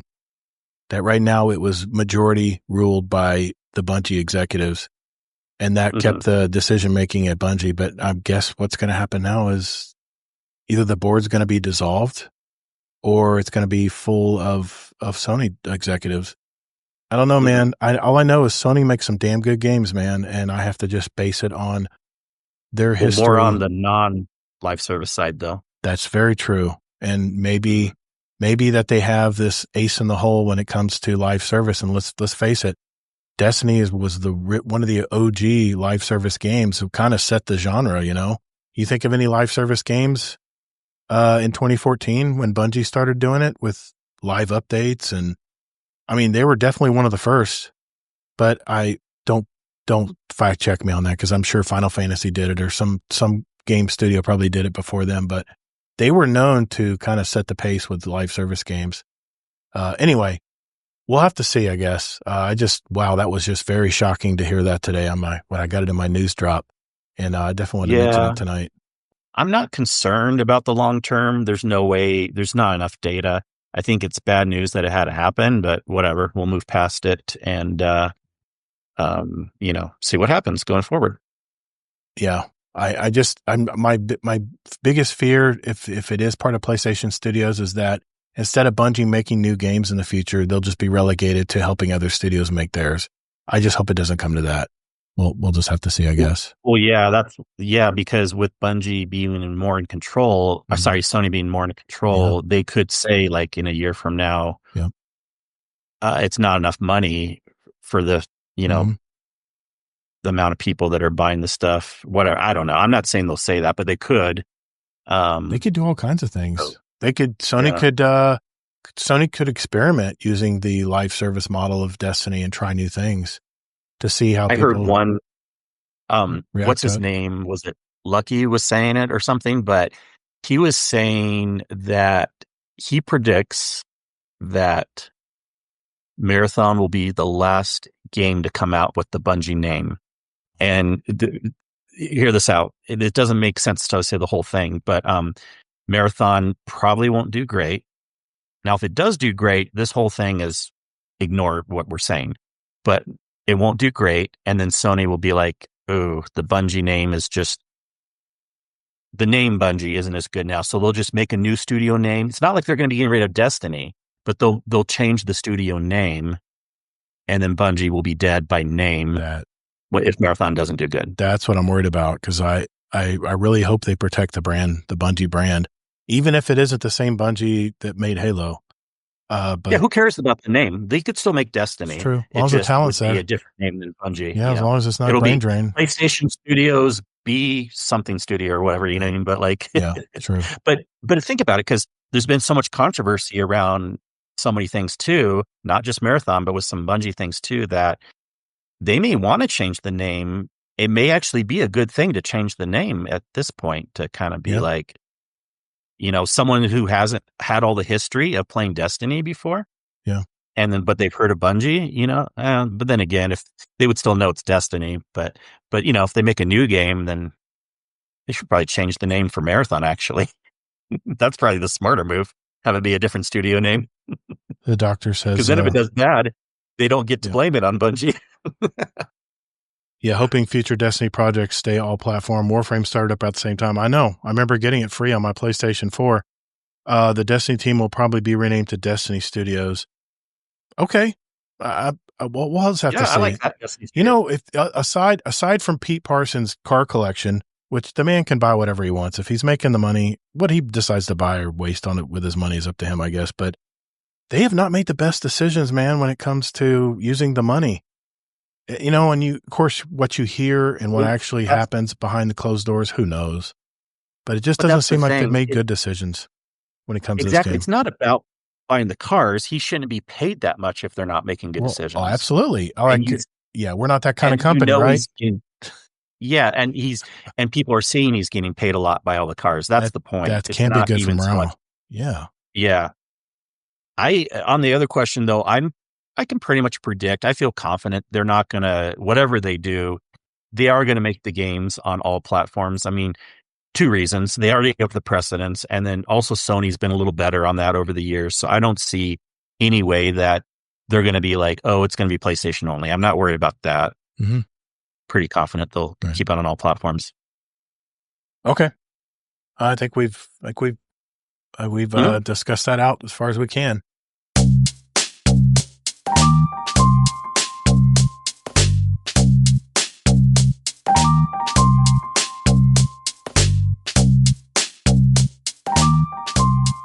This is Frostway, and you're listening to Guardians Downcast. I'm sorry, what? What? No. Guardians. No. You know what? Out of the seat. You lost your privilege. Hey, everybody. You are listening to Guardian. You hear that? No S. Guardian Downcast. The next thing I want to talk about is really quickly what we can expect to get with Ash and Iron. And some of this we may be repeating ourselves again, but I just want to give kind of a refresher of what we can expect to see here in a few weeks with the new Ash and Iron update.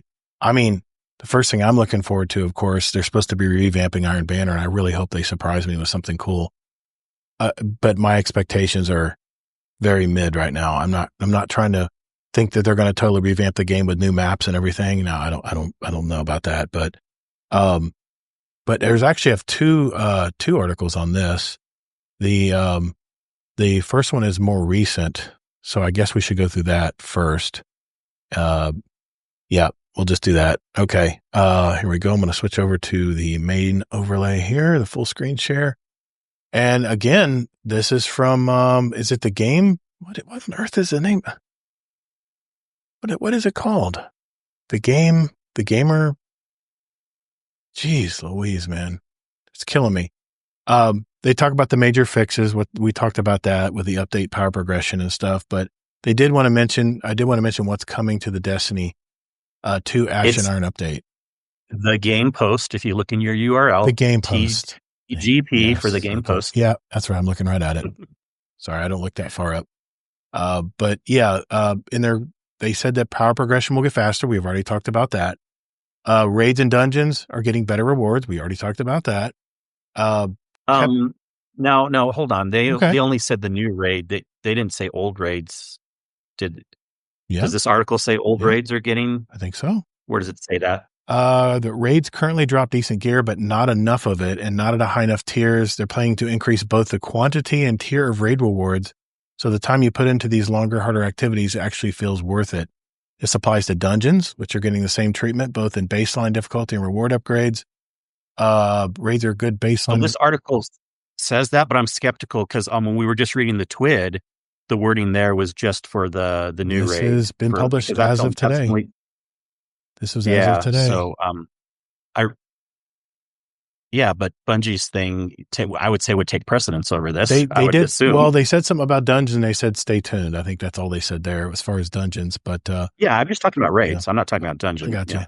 I mean, well, I guess we'll have to see. I guess they're going to talk about that. But Kepler difficulty, Bright Dust. We talked about that in the okay, so I'm going to go to my other article then that maybe has better information than that. Here we go. The update drops in September, bringing back the Plague Lands. Does anybody remember the Plague Lands? I played a ton of hours on Plague Lands, man. It is on, it's on Cosmodrome, if I'm correct, right? It's like a different branch of Cosmodrome, like branches off of Cosmodrome. Because we only play a portion of the Cosmodrome right now. We don't play the entire Cosmodrome like we used to. Well, no, it's not even just that, but even in there's still more Cosmodrome in Destiny 1 that we don't have. Mhm. That's not even Plaguelands. But then on top of that, what Plaguelands did, if you remember, I remember this very specifically, it took a portion of the Destiny 1 Cosmodrome and made it Plaguelandy, and then it opened up a new portion. So it was kind of like it's like a big loop. The map we already had, and it had a new area too. If I remember correctly, it was like a big loop, like a big circle, right? Different areas of the Plaguelands, but it was like you could take your Sparrow all the way around it and come back to the beginning, like a racetrack. Well, yeah, you can always kind of do that in the Cosmodrome, but Plagueland, what that means is everything was kind of Siva-ish. So think about like the stuff that comes out of your Outbreak Perfected, but it's like kind of like sparkling all around, and also the enemies. This will be really interesting to see if the Fallen are like this again. Mm-hmm. When you shoot them, you actually get penalized for doing a headshot, because what you do is if you do a headshot, they have the Siva come out of them and get you actually. Well, so it'll be interesting. That was Rise of Iron, if I believe, right? Rise of Iron? Yes, it was Rise of Iron. Here's a picture of the Plaguelands. It was a very dark, everything was burning, very cloudy all the time. I don't think we ever saw the sun at this place. It's a very dark, dreary place. And they had this furnace activity in the middle that you'd have to go up to. Remember what that activity, it's like the furnace, or anyway, you had to put like a boon in to start to, it was very much like on the Dreadnought, that the Orcs, the Court of Orcs. Yeah, it's very Court of Orcs like, as far as that. You would basically basically put in a token, and you can collect these tokens by killing stuff on the Plaguelands, and then you'd be able to play the activity. I'm curious if they bring that back as well. But they said September 9th. We know about that. It comes with a full content drop, including a new activity, exotic mission, weapons, and more, all available for free to players. The Plaguelands is returning. It's official. Snow-covered destination from Rise of Iron. That's what I thought. This fan favorite location has been in Destiny, hasn't been out since Destiny 1, and it's finally making a return as part of the ongoing story. Let's see. With Ash and Iron, we're going to be returning Plaguelands. The story is going to pick up from where it left off from Edge of Fate. Okay. There's your content. At least some content, Kingsley. The continuation of the story. We're getting an area, and we're getting a new activity. So of course I'm excited for those things. New seasonal activities called Reclaim. Ash and Iron add a new 3-player activity called Reclaim. Bungie describes Reclaim as a team-based mission where resources are limited and working together is essential to survive. Activities introduced through a new highlighter event called New Territory, which sets the stage for what is happening into the Plaguelands and ties into a larger story of Ash and Iron. Okay. I mean, that sounds exciting, I guess. New exotic mission and weapons? I'm sorry. Go ahead. Well, we'll see if it's exciting. Have you even gone in the Civ activity much in the... I have not, because I know it's good. I know it caps at 300 power from what I heard as far as drops. But but also it gives you the exotics, especially if you want to run in on another character. You don't have to run the whole campaign again. Yeah. And it's a fun activity. There's like a mini gambit thing at the end too. That's what you were telling me about. I saw someone streaming that. It looked really fun. I'm probably going to do it on my Titan and my Hunter, because right now I'm just trying to get the power grind up as high as I can on my Warlock. And then it'll instantly, all that power will transfer over. And then all I have to do, instead of running the whole story again, I'll just go play Sieve and get the exotic that way. That's my plan anyway. The new exotic mission and weapons. One of the highlights from Ash and Iron update is the new exotic mission, the kind of content Destiny players love for its unique mechanics. It'll come with puzzles, story beats, and of course a brand new exotic weapon as a reward. They have not revealed the exotic, so they're probably going to talk about that. Dungeon content will be coming later this year, but it will launch with Ash and Iron. So I'm guessing probably probably October maybe, for guessing as far as activity wise. They'll probably put it right in the middle. They'll probably put it in before the Dawning event, probably after the Halloween event, or before the Halloween. What do you think? The dungeon could be either way, I guess. Okay. Actually, I bet it comes out pretty much right away, because also what they've been telling us, and that's what happened this time too, like as far as like actual content, right? They don't drip feed anymore. It all kind of, when I say right away, maybe a week later, kind of like how the raid was too, but like it'll be pretty much right away. I don't see why not. They don't do things anymore where as far as actual new content where it comes out later. They may, but they're kind of focusing on telling us that stuff comes out right away. So, okay. Desert Perpetual Epic Raid. We're going to run the Desert Perpetual this Saturday night, right? I'll probably stream it live. Mm-hmm. Have you gotten a completion in Desert Perpetual yet? No. Okay. It was a lot harder until this last Tuesday. Right. That's and then also it's a new raid, and I'm not a tryhard anymore. So, haven't gotten it. Not, I would say overall, like, yeah, the top tier teams have gotten some completions, but like, it's definitely less people on this raid right now, just because it's still new and stuff. So I'm looking forward to learning. Should be fun. I've heard it's really good. That's one of the top things people have been talking about this. Yeah. This just extension. real quick. I mean, I have hopped in 2 different activities, and I love that. It reminds me a lot of the Guardian Salvation raid, because it's all Vex based. And when you see the arenas, not the opening, because the opening's like 9, but that doesn't matter, because then you go to the actual arenas, and they seem very Vex Guardian of Salvation based. And the mechanics kind of remind me too, where you actually have to do more. Okay. It's not overburdensome like maybe Salvation's Edge or something, but it's not going to be like Baby, where like Vaulted Glass, where only like 2 people have to do something, So I think hopefully you'll like it. I like it a lot so far. I heard the boss makes a big entrance at the end. I can't wait to see that. That's probably going to be badass. Yeah, I've heard the ending boss, the final boss, is like epic when it comes in. I'm ready for that, man. I'm ready. I'm ready to play. Put me in, coach. Okay. The Epic Raid though will be coming out. It just says it's a new Epic version. The raid will go live a few weeks after Ash and Iron launches. It adds new content to the raid, including new weapons and encounters. That's good. They're going to change up encounters. Bungie hasn't shared exactly what it is in terms of loot, but we're getting more details. In-game, several triumphs and items related to the raid are currently redacted, so people can't leak it. That makes sense. Iron Banner returns. Ash and Iron will probably bring back the Iron Banner, one of the Destiny 2's longest running PvP modes. It'll be back in the tower sometime during the update, but Bungie hasn't shared exact dates yet. I'm sure we'll hear that very soon in a future TWID. And don't know what the new loot will look like. Power crap. Yeah, that's what I think about it. The power cap increases and new artifact perks. Is it going to be like probably another row, right? Another row open up for the Ash and Iron update? I think they kind of mentioned that, like artifact episodes? Another row or something. Gotcha. By the way, I've already maxed out my reward tier. I'm at 110 now. So other than the weekly reward track and the event reward tracks, there's really no reward track left for me to do now. I've already gone through it all. There's nothing to play. There's nothing to play anymore. I don't know why I'm playing still. Anyway, I'm just being facetious.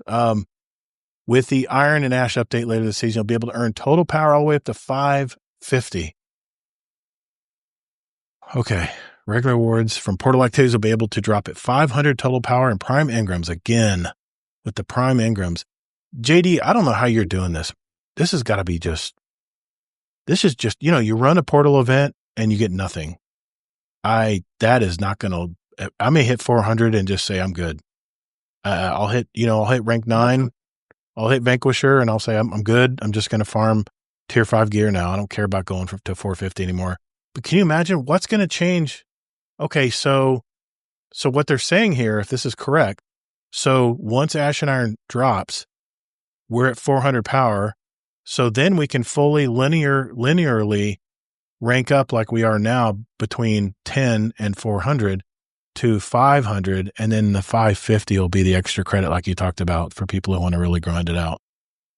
Basically, yes, but don't say the 10 to 200 because that was a different thing. That was a soft cap where even blues rank you up. But yes, for all the other stuff, the 200 to the 400 will now be the same as the 200 to the 500. Gotcha. Yep. Okay. Well, that's probably what I'm going to do, Kingsley, to be honest. Sorry, JD. I probably won't be joining you at the 450 mark.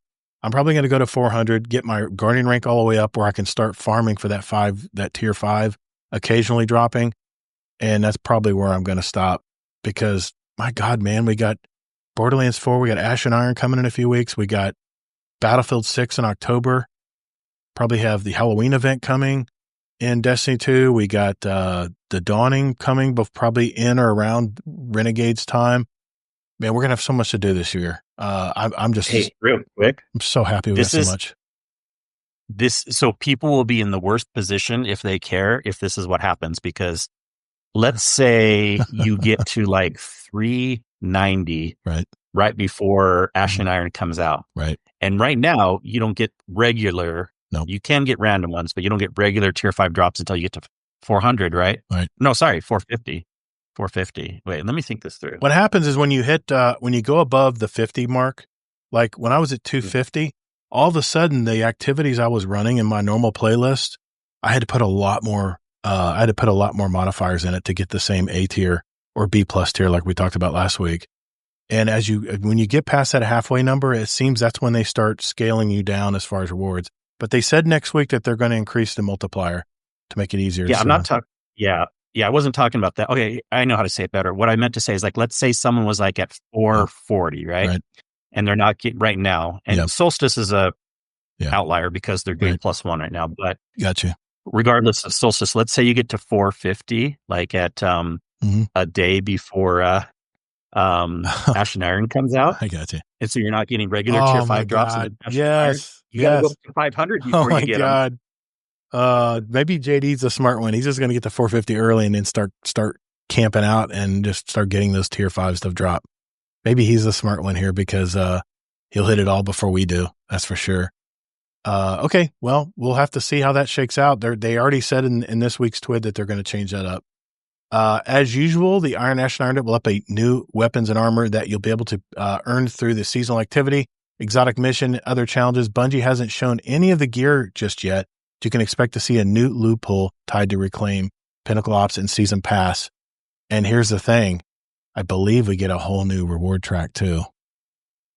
Yeah, I was saying something wrong in the chat for a second, but I knew that and then I forgot. But yeah, we are, because we're getting 4 per year. Right. Remember before it was 3 per year, and I had that whole conversation with They're not seasons, they're updates. That's right. They reworded how they were saying it. Okay. Is the Wrath of Machine raid returning to Ashen Iron with the return of the Plague Lands? Well, we've already answered that question. It's no. They already talked about that. And that is it. That is everything coming to Ashen Iron. So what do you think, man? Is this going to...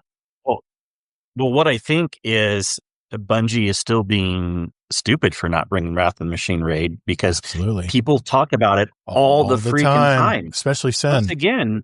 Once again, like everyone, like the reporters, like everyone talks about it. The streamers, like people play Destiny 1. We all kind of know it's the best raid there, and then they just tease us with having Plague Lands. And then, and once again, we remember the Wrath of the Machine raid was in the Plague Lands. We're like, of course they're not bringing it back, but we wish they would. Right. I feel like someone mentioned too, I think it was Astrocross or Lucky. They're like, Bungie, that's their trump card they just have in the background where like, I bet they almost have it like programmed, but if something really goes to shit, they can kind of like throw that at the wall and be like, Wrath of the Machine raid, everyone's excited now,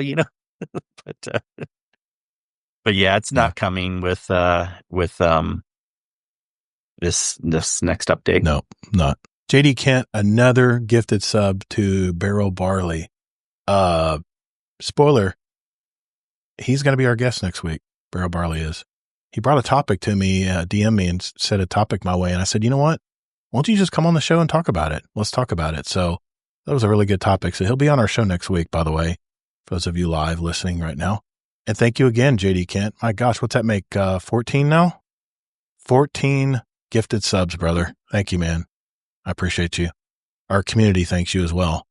Okay, let's get into our final story. And I came across this article, and I don't know if this was common knowledge or not, but we've all been wondering, how do we get those tier 4 and tier 5 drops? What do we actually have to do? Because Bungie's been kind of cryptic about it, right? Is it Guardian rank? Is it power level? What is it exactly? So I came across this article, and like I said, you guys can vet it. It is from Shack News. I don't know how reliable Shack News is, but they do go over how to get tier 4 and tier 5 weapons and armor in Destiny 2. This is John Schutt who wrote this article. And let's just share the screen here and go over it together. The Destiny 2 endgame has always been about crafting a build that can conquer any challenge. Now with the Edge of Fate, getting tier 4 and 5 weapons and armor is the key to reaching that goal. But how do you get the best armor and weapons in the game? You earn them the hard way. So to get tier 4 and 5 gear in Destiny 2, you have to play at least master difficulty content, which is what I'm doing, and or mythic difficulty Kepler weekly campaign missions, all while having at least 300 power. There you go. Okay, good night, everybody. Anyway, note that you'll always be forced to play a minimum of 30 levels below your enemies in in-game difficulties. What do you think about that, man? Do you think they need to quit the Delta crap? Because we talked about this last week. I want to feel powerful. If I've earned 350 gear or I've earned 350 power and like the Sev event is 300 power, should I be penalized or should I be able to go in there and be at least a little powerful? Kingsley, should I be a little powerful or what is this Delta scaling crap? Why does everything always have to be hard all the time when you've earned the power? I think in most things, you should be able to overpower. I think they need to have a few things, like maybe special event things, maybe like Grandmaster things, maybe like obviously contest mode raids, special things here and there. Yeah. But in general, they shouldn't be doing this in general.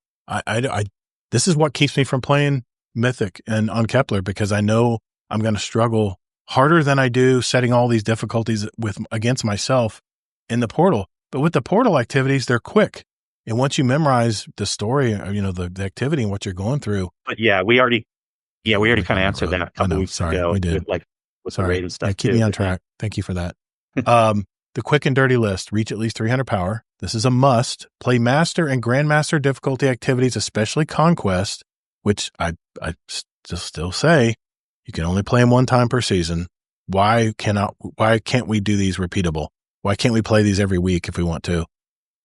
From Mythic World Tier Kepler, world bosses beyond 350 power, complete the Desert Perpetual difficulty modifying feats active. That's another thing we didn't talk about with the Desert Perpetual. You have to put all these feats on it, all these modifiers on it to make it even harder. Collect the free tier 4 and 5 weapons at the Altar of Relativity. Remember, at the Altar of Relativity, you have to reach a certain power level before you can upgrade your tier 4 or tier 3s to 4s and 4s to 5. So, and I think from what I heard, you can get tier 3 or tier 4 and tier 5 weapons at the altar, but they're not really true tier 4 and 5s. You only have one row of, if I remember correctly, someone said this last week, you only get one row of perks. You don't get like a true tier 5. I don't understand. They can call it tier 5 when they only have one row. It's like a random drop or something. I don't know. I haven't messed with this yet. If you notice, I've probably been playing solo ops way too long. But theoretically, you'll be almost entirely limited to tier 3 gear at maximum until you reach power level 300, and Kepler tier 4 gear isn't available in larger quantities until you reach 350 power. We'll see some tier 4 drops in high difficulty content, particularly weekly mythic missions and master level conquest. So the power to tier ratio looks like this: power 300, rare tier 4 drops; power 350, uncommon tier 4 drops; power 400, common tier 4 drops, rare tier 5 drops; and power 450, common tier 4 drops and uncommon tier 5 drops. So I don't think that's right. You don't think that's right? And they're overcomplicating it too. Everyone's been noticing when you get to 450, it's common tier 5 drops, not uncommon. Well, I know I've watched Estercross play Trials last weekend, and they were dropping like candy, right? Getting tons of tier 5 stuff, man. And all the portal activities too. Yeah. And then also the 350 thing is just overcomplicating it. Yeah. Everything I've read, sorry, I'm not to knock this article. Let's get into everything I've read. I like to simplify things. Here's how I see it. Okay. Power 200, you get tier 2 with a chance of tier 3. Right. I'm just going to use the word chance. Forget like common, uncommon, stuff like that. That's fine. Power 300, you get regular tier 3 drops with a chance of tier 4. Right. Power 400, you get regular tier 4 drops with a chance of tier 5. Right. And then 450, you get regular tier 5 drops. Now, the main exception, which we kept saying earlier in the podcast, is the Solstice event is an outlier. They're doing everything up one. Up one. So right That's why I'm able now, to get I'm tier still in the 5s. 200. Yeah, right now I'm still in the 200 level. So Right. remember I said normally I would get Yeah. 200 or tier 2 drops. I'm actually, for the Solstice stuff, I'm actually getting tier 3 normal. Yep.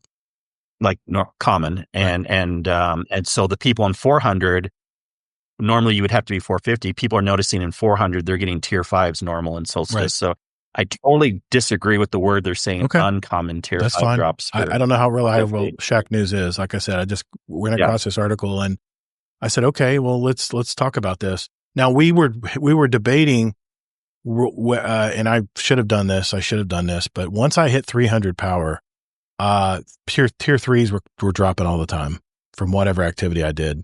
Solo ops, 5-minute runs, whatever. Tier 3 drops, very common. And I would occasionally get a tier 4.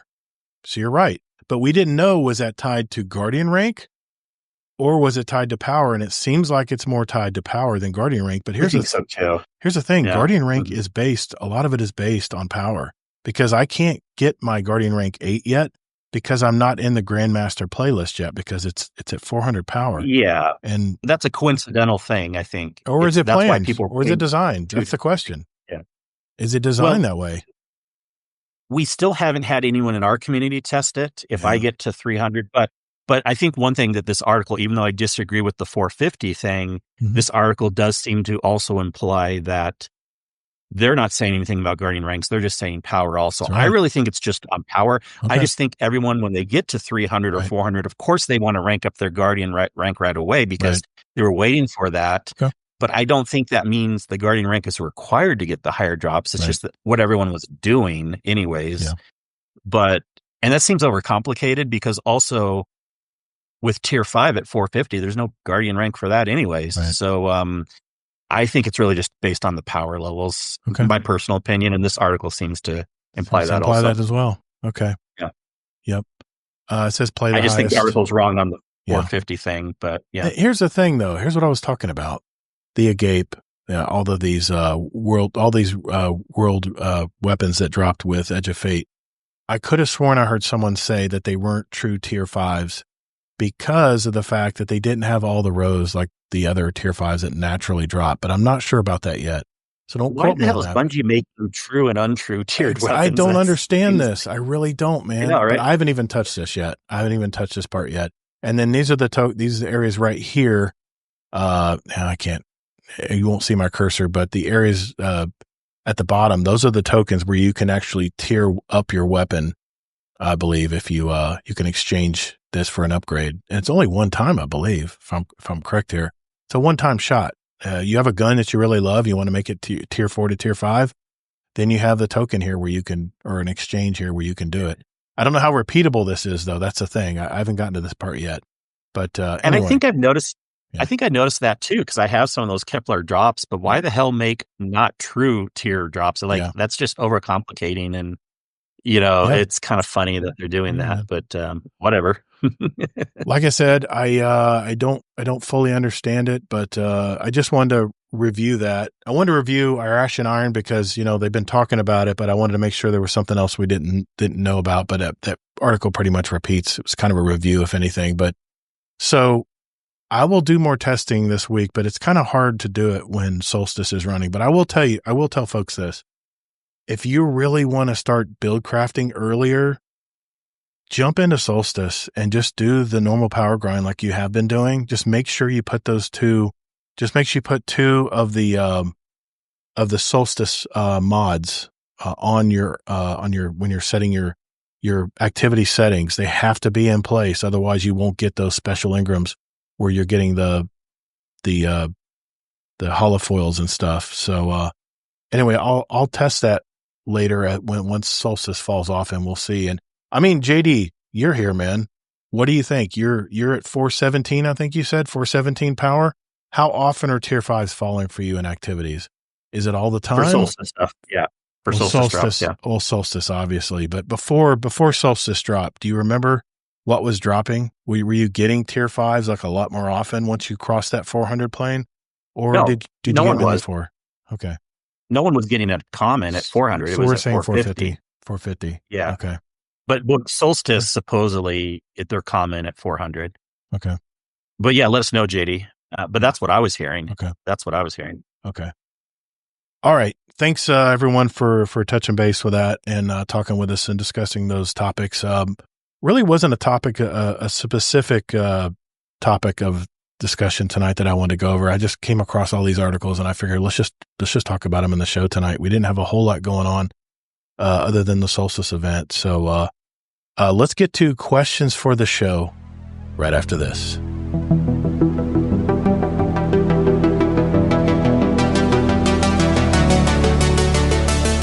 Hey Guardians, would you like to send a question for the show to us? There are 4 ways to do it. First, you can join our Discord server at discord.gg/Guardian Downcast. There's also a join link in our show notes down below. We have Guardians from all walks of life and all over the world, from new lights to day one players to hardcore gamers. There's also a channel labeled Podcast Questions where you can type in your question for the show. So come hang out with us. You can also email us with your question at guardiandowncast@gmail.com, or we also occasionally post about our upcoming show and guest, and you can respond there with your question at Guardian_D_cast is our X handle. Finally, you can send us a voicemail with your question at guardiandowncast.com, and we might play it on the podcast. Think of it as talking with us right on the show. Thanks for listening, and later, Guardian.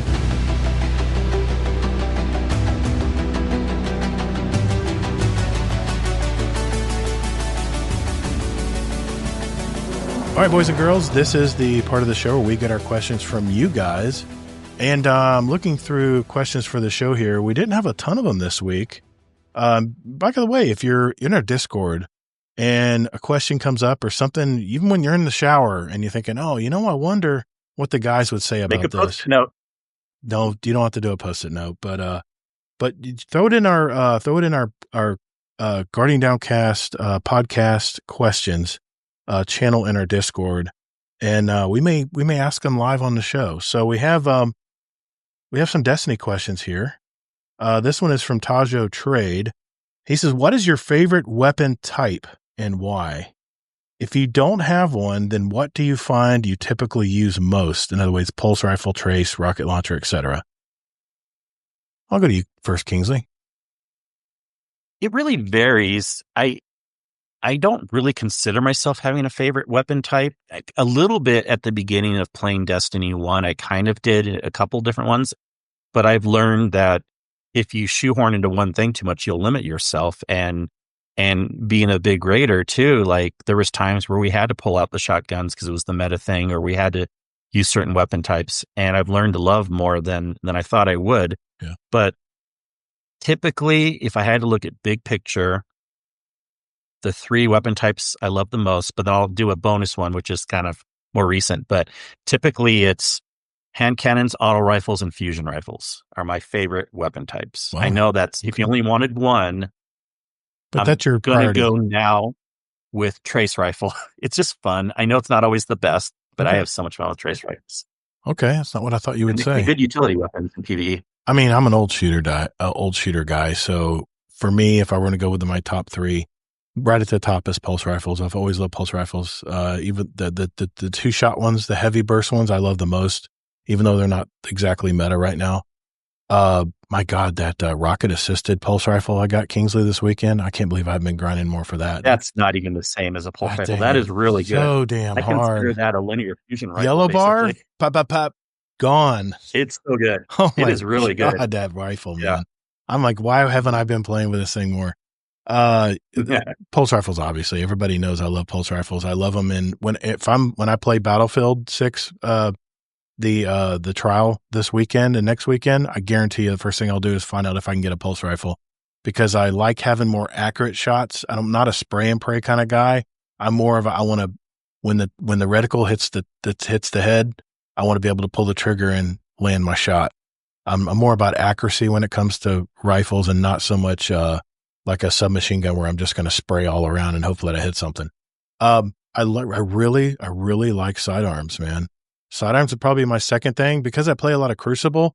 Sidearms, at least the way they've balanced the power on them now, where they're not like terrible, like I'm shooting rubber bullets at people.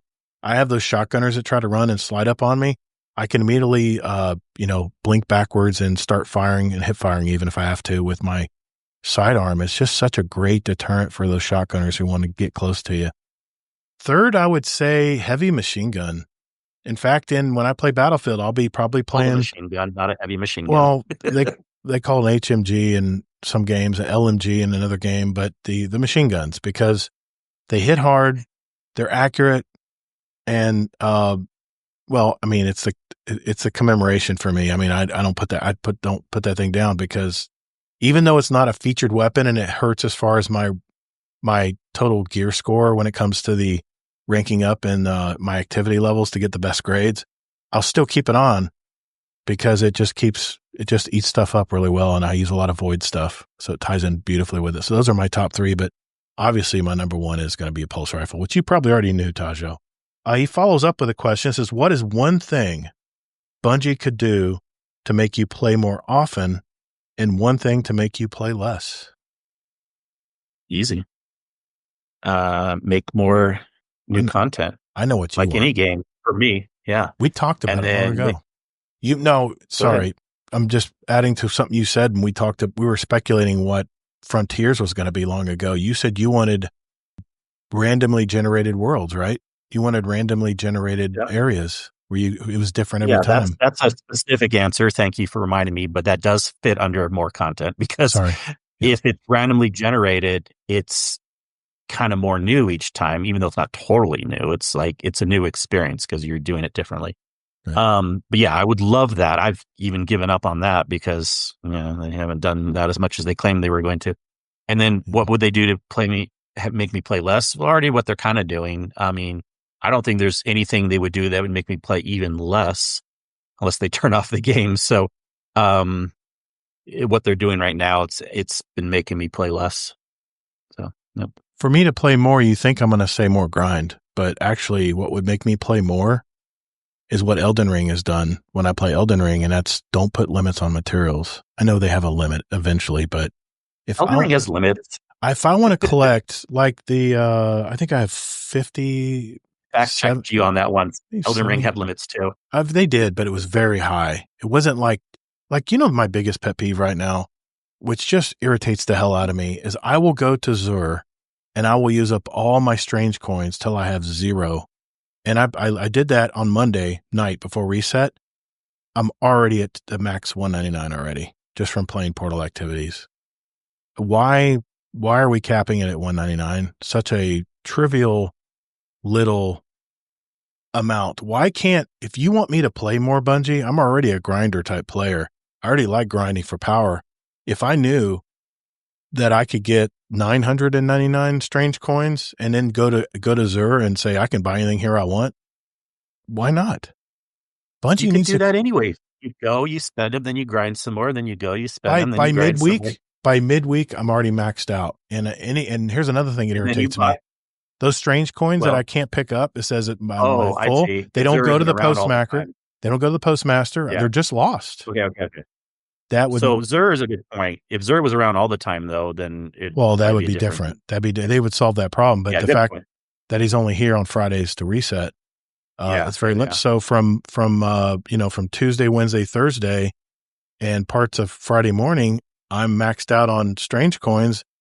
It just kind of pisses me off, man. I want to be able to collect more resources, and if I want to spend time and just farm resources, God, let me do it, man. I don't know why Destiny does this. Aren't you at the limit of what you can play anyways? You don't have time to play any more than you're currently playing. But I guarantee I would have at least 300 strange coins right now, because I keep maxing out every time I run my solo I'm just saying, can you realistically play more? I can't play as much as I used to, but man, when I do play, the thing I like about Destiny, and my mind might change when they zap us back to 200 in December. I like games that have investment. If I'm investing my time into a game, I know I'm investing in these tier 5 weapons and armor because I want to be able to hang on to them and use them later in the year if I want to, even though they won't have the resistance. They won't be featured as much they won't have be as powerful as they are this season. I just like having different things that I can go to the D2 armor picker and start putting together some awesome builds. I can't wait to start doing that. So right now I'm grinding. I'm not so much, I know my power will eventually keep going up, but I'm looking for those tier 4s and tier 5 weapons and armor where I can just start throwing them in my vault. And you know what's happening as I throw them in the vault, Kingsley? I'm deleting old armor and I'm deleting old guns. Because this armor and guns, this new system, this new tier system is so much fun, man. It's so much more meaningful than a random rolled weapon that gives you one row of everything. So, or the adept. So sorry, what was the answer for you to play less? What they would do? To play less is, well, it's a double-edged sword. To play more, unlimited, take the limits off these damn resources. To play less is to put limits on resources. It's a double-edged sword. You play a lot right now anyways, even when they have the limits. So can you really answer it that way? All right, to play less. All right, I want to be honest. I want to be honest here. Yeah, be honest. What would make me play less? Not what's in the game right now, but a change that they would make that would make you play less. Not getting rewarded for my time. If this new activity in Ash and Iron is just for funsies and I get a pat on the back or a blue or something that I'm not going to ever use or need, I won't play it. But won't you just play different things? What would be something that would get you to play less? Less Destiny overall? In general. There has to be meaning to the gear I'm collecting. If there's no meaning to the gear, gotcha.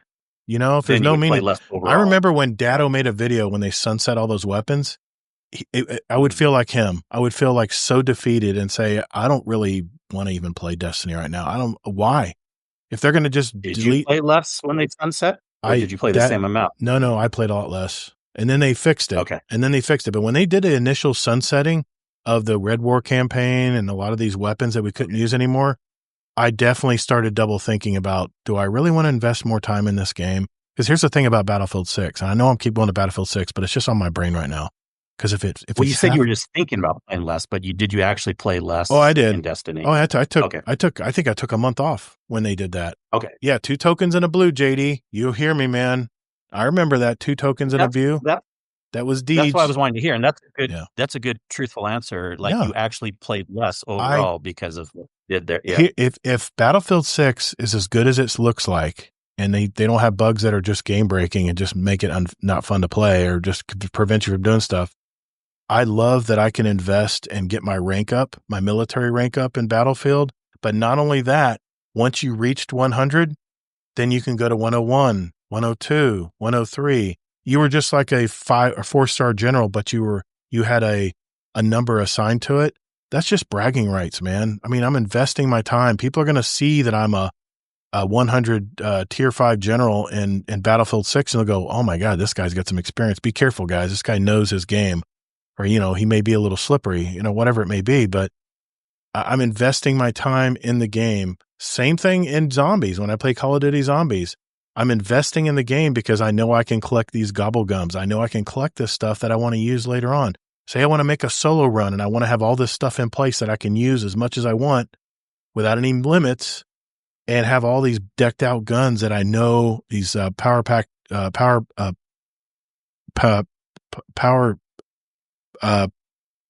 was it punch a power pack?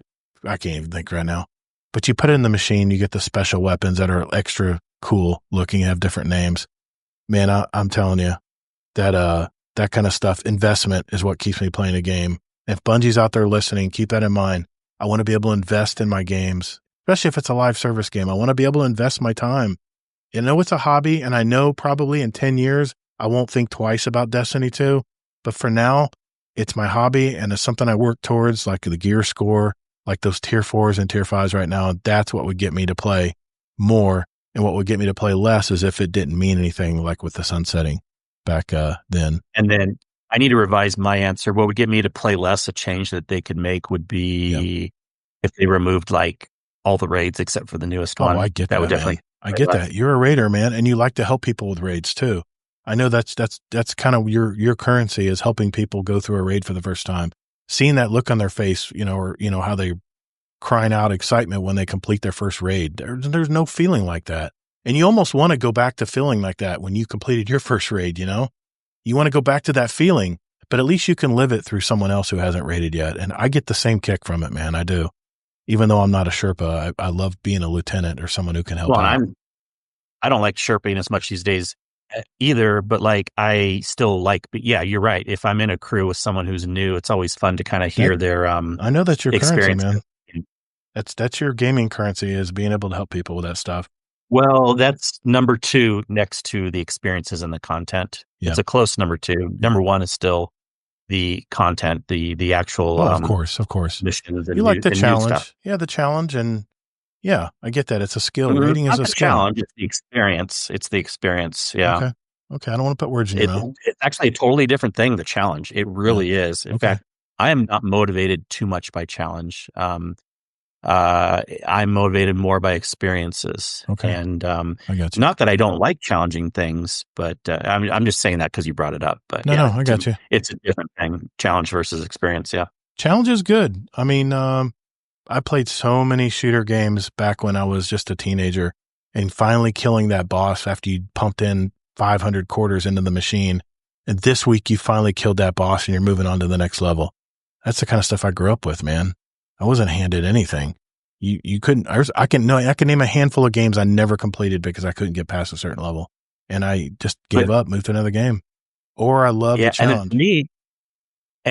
So this is how I can explain it. It's not the challenge that was exciting when I could do that. It was seeing what was coming next, what was coming after. Even if it was the amazing end credits or where I could write my name in there, right, MCK or whatever, right. It was the experience that I got when I completed it, not the challenge of like, oh, I passed something really hard. Like I could care less, like how hard it was. Like it was just the experience. It was in the so database. cool. Yeah. I got you, man. Yeah. I understand.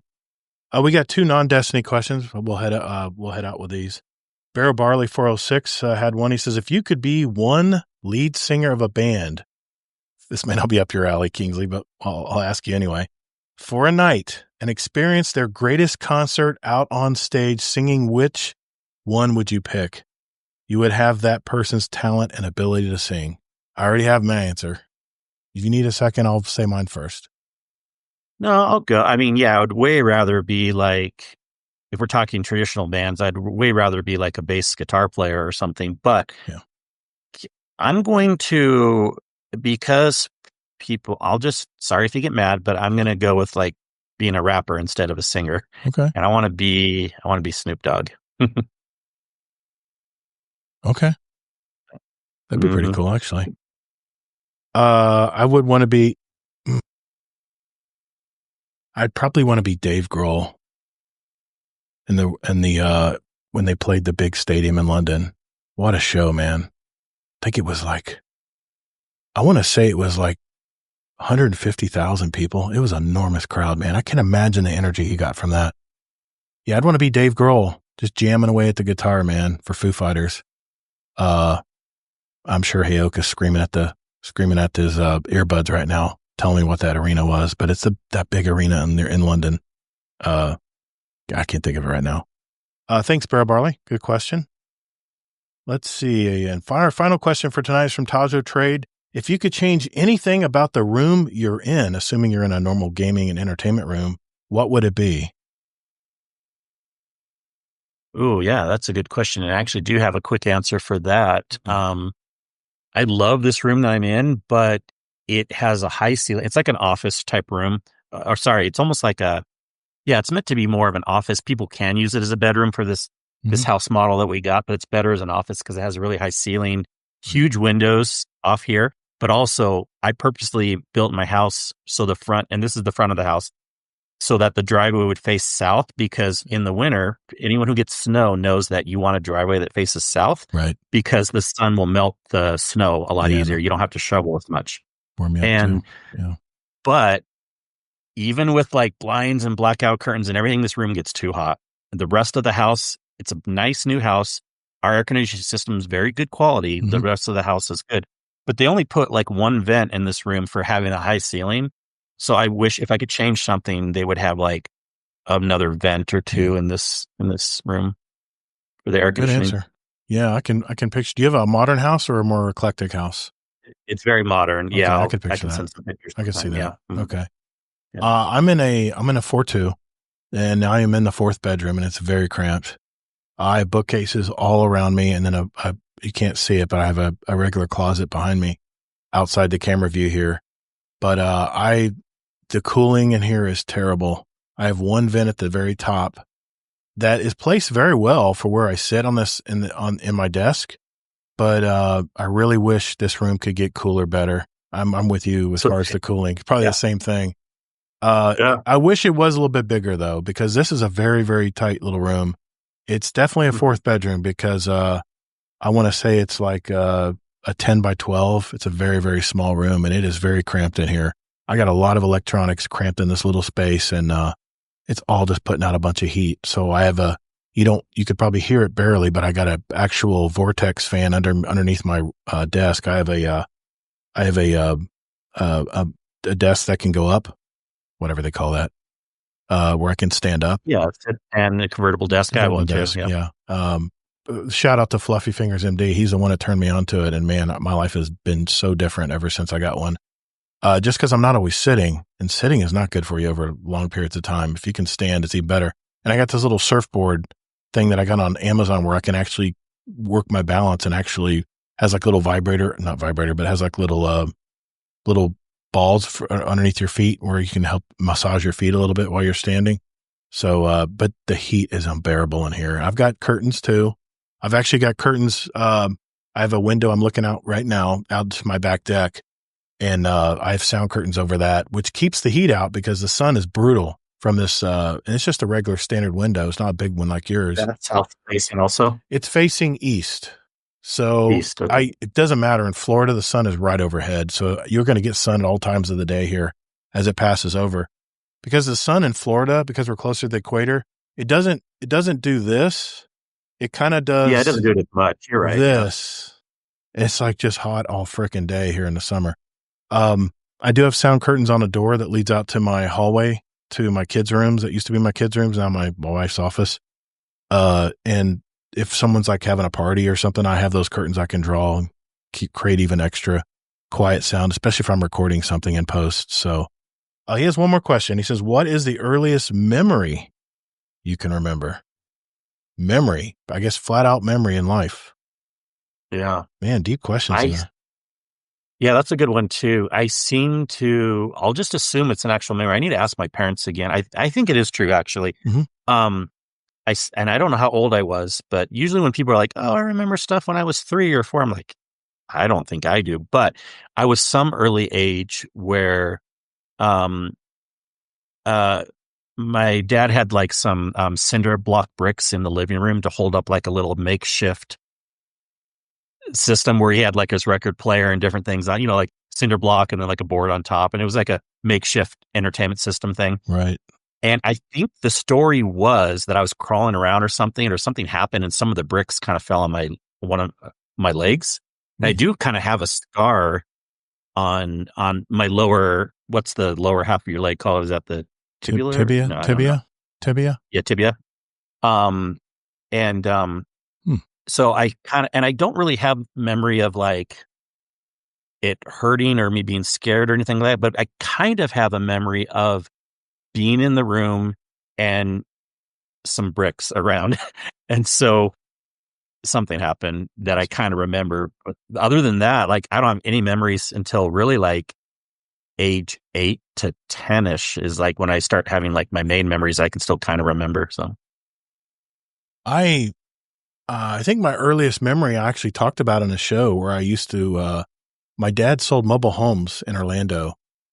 Baird Mobile Homes. You can't find it now. It's no longer in business. Back in, I want to say 73, 74. And I would go to school, of course. I come home and I had no friends because I lived on a mobile home lot. I lived in a mobile home in the back of the lot. My dad sold mobile homes in the front. And I remember the blacktop was paved over. It was like regular blacktop. It wasn't like, it was just, fresh asphalt. Usually when a trailer would get sold, they put fresh asphalt down because the trailer would indent into a lot of the asphalt because it was so thin. And I remember going into these park models because they were brand new. And I remember the dyes were so strong it would burn your eyes. And of course it was hot as hell because it's Florida. And these things had no power to them. You'd walk into them, and I remember I used to play all kinds of games in those mobile homes. But another memory that comes to mind is I was a terrible little boy, man, when I was in my 7, 8, 9, 10-year-old. I had a girl named Kelly that was my neighbor. This is after the mobile homes, when we moved into an actual neighborhood. My dad was doing better. And my God, we used to fool around all the time. We would hide in her closet and play marriage. And God, man, the stuff I would get in trouble for. I've got stories that you would just go, oh my God, Gator, what the hell, dude? So yeah, good question, man. That's a good question. It brings back some memories. Anyway, thanks everybody for your questions this week. You're canceled now. I know we played marriage. I mean, come on. How old do you think with the other thing, if you had to guess, you were the trailer thing? I think I was probably 7. I think I was probably 7. 9 or 10 when I was talking about my neighbor Kelly, the girl I used to. And if I had to guess, my thing, I was the same age, guys. It wasn't like I was 18. Come on now, wouldn't do that like that. My thing was probably like, if I had to guess, Taja, like between 2 and 5. So yeah, I remember sitting in a dump truck that her dad, Kelly's dad, brought over. He worked in like a quarry, and we all sat at the top. It sounds like you really have good memories. I have a lot of memories in this neighborhood. I sat on the top, the top above the cab, and I remember falling off and busting my face, and it was like hot steel metal. Remember busting my face when I was that age, and I was just the dumbest little kid, man. I did all kinds of bullshit that I'm so lucky I didn't get in more trouble than I did. But I was a bad little boy, man. I was a bad little boy when I was 9, 10 years old. I was devious, like all you probably guys have. Some of you guys probably have kids those age.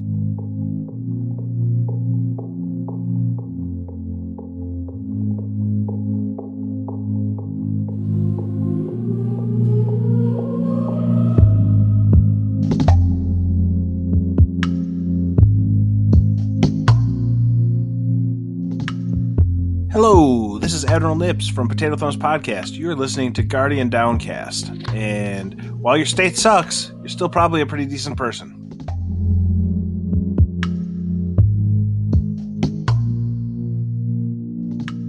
Before we go tonight, we have our question of the week.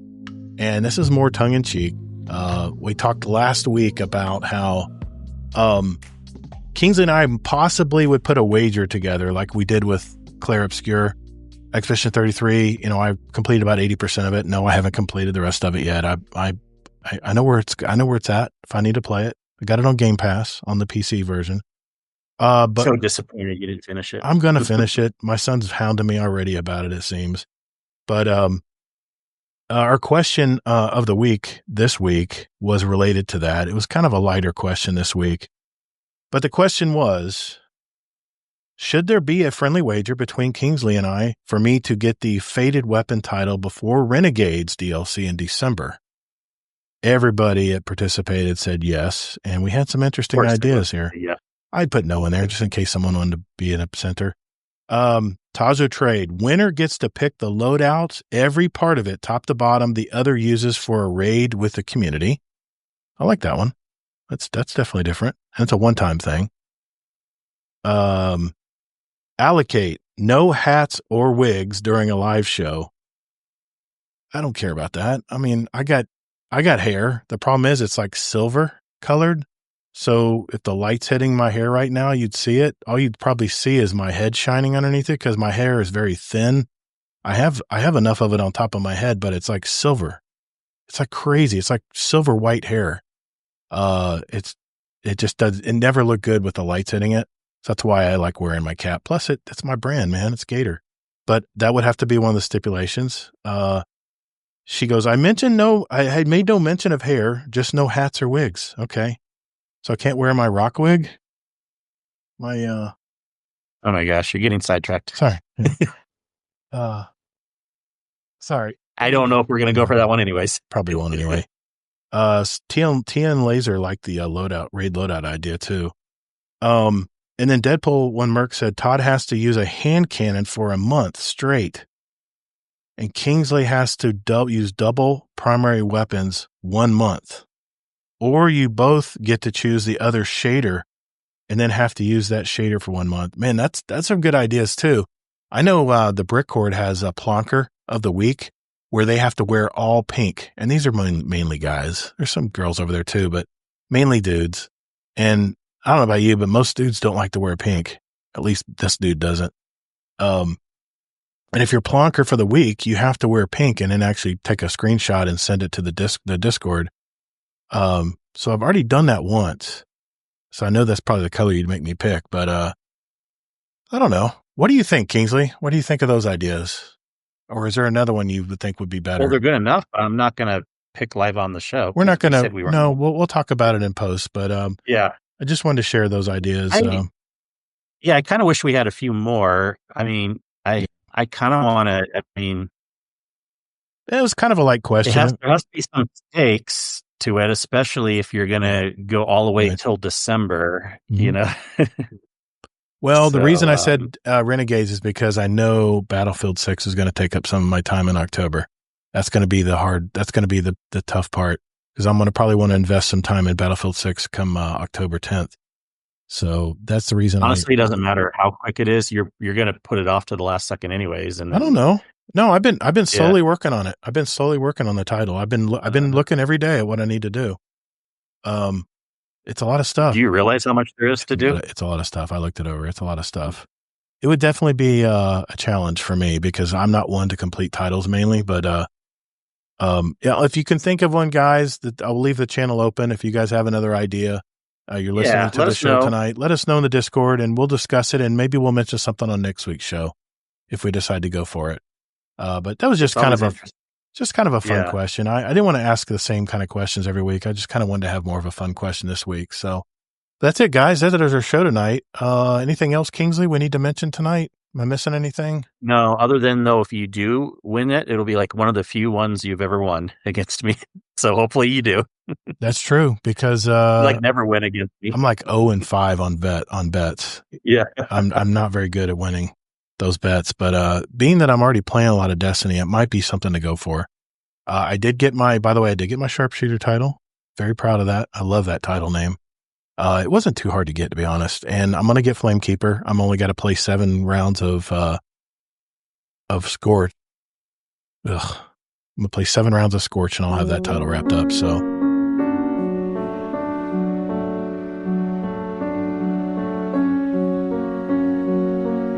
hey, Guardian, let me ask you a question.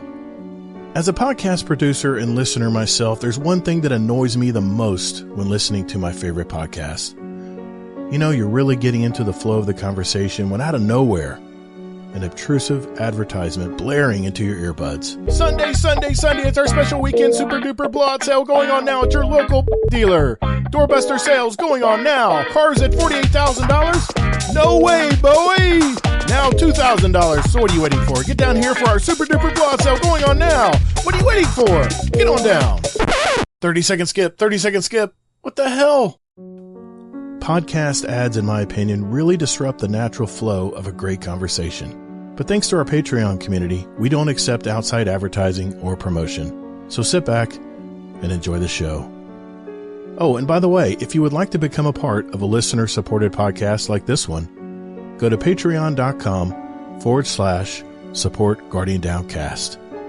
Or just visit our website at guardiandowncast.com. You'll also have instant access to over 2 years of listener-supported audio and video episodes just for our Patreon community. Not to mention a cool badge in our Discord as well. Take care, and later, Guardian. Get on down! Hey, speaking of patrons, I want to give a quick shout out to all our Patreon members of the show. Because they give back to the show and community, they replace all the needed funds that I would have to otherwise use for all the services to run a community. And this was money that we would have to get from sponsors and advertisers. And I don't know about you, but I do not like ads in my podcast. Okay, ours are technically not ads. They're info pieces, but you get my point. I'm not interested in a mattress. I'm sure as hell not interested in a sleep number bed, okay? Anyway, thank you to all our patrons of the show. We have our Dungeon Champion patron, that's Deadpool1 Merc. and our Raid Boss patrons. That's Jealous, Frostbite, and Amazing Taco King for giving back. And thank you to everyone out there, you know who you are, who gives back to our community every week. It's much appreciated.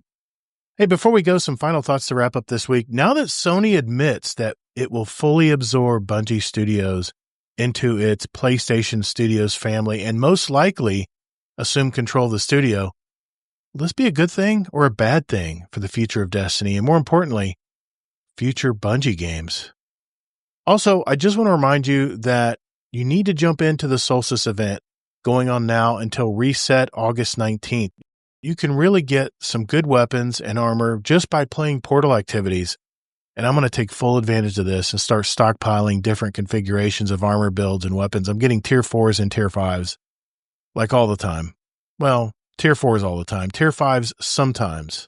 But jump in, have fun, do whatever you want to do in the game. You can do it probably through the portal activity or the portal interface. And make sure you put those Solstice mods when you're configuring your portal activity, and it'll be sure to give you those special engrams for weapons and armor. I really hope you're enjoying Edge of Fate, and don't forget to let us know what you think of Edge of Fate in our Discord. That's discord.gg/Guardian Downcast. Give us some feedback. There's a GDC feedback channel. Don't forget to say hi while you're there. We have very, very friendly community, and we always make everyone feel very good when they join us. So don't hesitate. I know if Discord's not your thing, jump in and try it out. Try something new. You might like it. Our community has always been very welcoming to new members or new players of Destiny, and they don't hesitate ever to help you out if you're just learning the game or you're coming back after a little bit of a break. You can always email us at guardiandowncast@gmail.com or send us a voicemail. Just go to guardiandowncast.com and hit send us a voicemail, and it will go right to my email account, and we may play it on the show. And before you go, I have a brand new podcast out called 50 Years Experience Required. It's all on the podcast apps out there, whatever one you normally use. And in a nutshell, it's about personal stories and experiences that I've had and the lessons I learned from trial and error. When I decided to put this podcast together, my hope was that these topics of conversation could help you in everyday life. The podcast episodes are very short, not meant to take much of your time, all in less than 30 minutes, pretty much the amount of time it takes you to get ready in the morning before going to work. But they're short, sweet thoughts for the day. I have 3 episodes out, and I'm hoping to release them on a bi-weekly basis. I hope you check it out. Episode 3 is coming out very soon, so check your podcast apps out there. And don't forget to follow the show. And remember, it's 50 years experience required. Next week, we have our monthly guest episode, so I hope you guys join us. We'll have another brand new guest on the show from our community. And I just wanted to mention that if you're enjoying what you're listening to today, give us a review on whatever podcast app you listen to out there, and we might actually read them out on the show. We love to get feedback from you guys, and you can always go to our website, guardiandowncast.com, and just press the leave a review button. Well, that's a wrap. Another episode in the collection. For our new listeners out there, we have 315 other episodes with interviews from gamers all over our community, talking Destiny and whatever comes out on our roundtable episodes, which we try to have every month. So take a look at those, especially if you're just finding out about us. And if you like what you hear, tell a friend about us. Everything's at guardiandowncast.com. Special thanks to my co-host, Kingsleymac. I'll have his social links in our show notes down below if you want to follow him. And you can contact me, Todd the Gator, all across the socials and gaming platforms. And you can reach me via email, guardiandowncast@gmail.com. Remember, as you're playing Edge of Fate, take breaks, get outside, and touch grass. Barrel Barley. See you next week, man. Hey, everyone. Remember, we're Guardian Downcast. Your stories, your community, and your destiny. And be good to your fellow Guardians and the Destinyverse. The weight of the world was on your shoulders, and still you triumphed. Marvelous. Thank you all so very much for listening. And later, Guardian.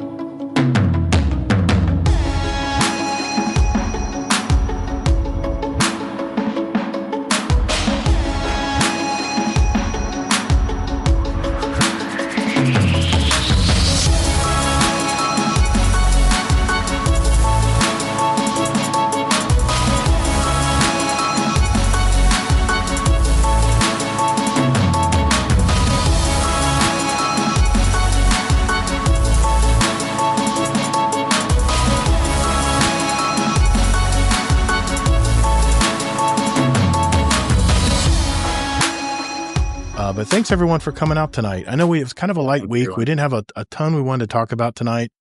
We'll have Beryl Barley on next week for our guest episode. We'll run him through the speed run as well, see how he does with that, and just get to know more about him. I mean, that's what our podcast is about, is kind of letting everybody know who is in our community, who's in our Discord. I love that. I love those episodes because we can kind of shed some light on that gamer that you're in a fire team with doing a raid. Now you'll know more about him or her.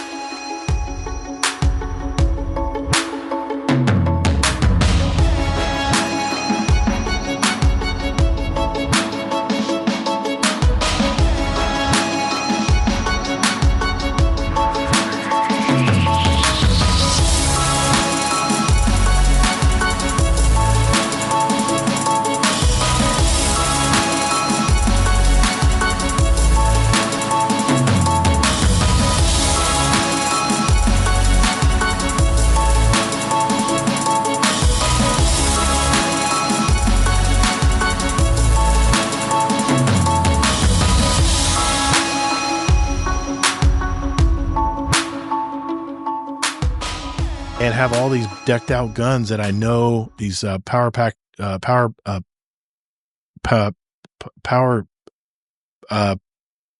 was it punch a power pack? I can't even think right now.